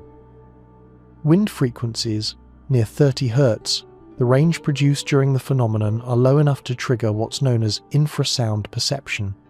It's not quite hearing, it's feeling. The vibration resonates in the body, in the chest, in the nerves. It creates unease, sorrow, even awe. Some researchers believe that this is the source of many so-called haunted sounds in the natural world. The low rumble of volcanoes, the eerie hum before an earthquake. On Everest, those same frequencies move through the glacier like breath through lungs. But to the people who were there, the explanation didn't matter. They had just witnessed death on a scale no mountain guide had ever seen. The sound became something sacred, a requiem carried by the wind. Climbers said they felt it even after it stopped, a phantom vibration in the chest that seemed to sync with their heartbeat. Some reported dreams of the sound, a deep humming that returned to them weeks later in the stillness of base camp. When the air grew cold and the wind turned hollow again, for those who lost friends in the storm, the mountain's voice became a symbol of remembrance. Each gust, each shiver of air, felt like acknowledgement, as if Everest itself had absorbed the memory of what happened and was releasing it, slowly, in waves of sound. The Sherpas burned juniper in the Icefall, offering smoke to calm the spirit of Chomolungma, the mother goddess. They said she was breathing, not in anger, but in grief. Even years later, when storms returned to the South Col, climbers still report hearing it, that same deep harmonic tone, rising beneath the wind. Some dismiss it as coincidence. Others pause and listen, because in that vast emptiness where no life should exist, it sounds almost alive. Maybe the mountain wasn't mourning at all. Maybe it was reminding those who came after, I am not conquered. I am not yours. I remember. Decades later, new climbers tread the same ice, following the rope lines of those who fell. On Everest, history doesn't repeat itself. It never left. Every season, as the spring winds ease and the jet stream shifts north, the same ritual begins anew. Dozens of expeditions arrive at base camp, a temporary city of nylon, prayer flags, and ambition built on the very glacier that holds the remains of those who came before. The air hums with generators, satellite links, and human hope. Yet above that, fragile encampment looms something that cannot be tamed. Everest watches, unmoved, as each new generation repeats the climb, their boots pressing into the same snow, their hands gripping the same fixed ropes once held by the lost. The routes barely change. The South Col path still cuts through the Khumbu Icefall, still winds across the western Khwaem, still rises toward the Hillary Steppe where winds can strip flesh from bone. Every ladder, every anchor, every rope is a descendant of the same line set decades ago. To climb Everest is to walk through layers of human memory, footprints over footprints, stories over silence. The names may change, the technology may evolve, but the mountain remains exactly as it was when Tenzing and Hillary stood there in 1953. It gives nothing, and it takes without remorse. Climbers often describe a strange sensation near the summit, not elation, but déjà vu. The oxygen-deprived brain recognizes familiar shapes in the ice. The bent ladder, the worn rope, the faint glint of a forgotten carabiner. It feels like being part of something infinite, yet small within it, a continuation of all who climbed before. Even the wind seems to carry the echoes of the past. The hiss of oxygen valves, the crackle of long silent radios, the whispered breath of those who didn't return. Every year, new names are added to the memorial stones in the Khumbu Valley. And yet, the following spring, more climbers come. They read the plaques, leave offerings of rice and juniper smoke, and then begin the same ascent that claimed the lives of those memorialized below. It's not ignorance, it's compulsion. Everest exerts a gravitational pull on the human spirit, drawing people upward no matter how many warnings lie beneath their feet. To stand on that summit, even for a few minutes, is to touch the edge of existence, to feel, however briefly, what it means to defy gravity, breath, and reason itself. But Everest never keeps what it's given. The summit wind erases footprints within hours. The sun melts and refreezes the same ice that buried tents, flags, and bodies decades ago. Nothing truly new happens there, only repetition, an eternal cycle of ascent and descent, triumph and loss. The climbers change, the mountain doesn't. In that sense, Everest is not a challenge but a mirror. It reflects back the unchanging core of human nature, our hunger for meaning, our refusal to yield, our belief that some heights are worth any price. And so the ascent continues season after season, name after name, the same path, the same storms, the same fragile breath beneath an indifferent sky. Because on Everest, history doesn't repeat itself. It simply endures, frozen in the thin air, forever climbing.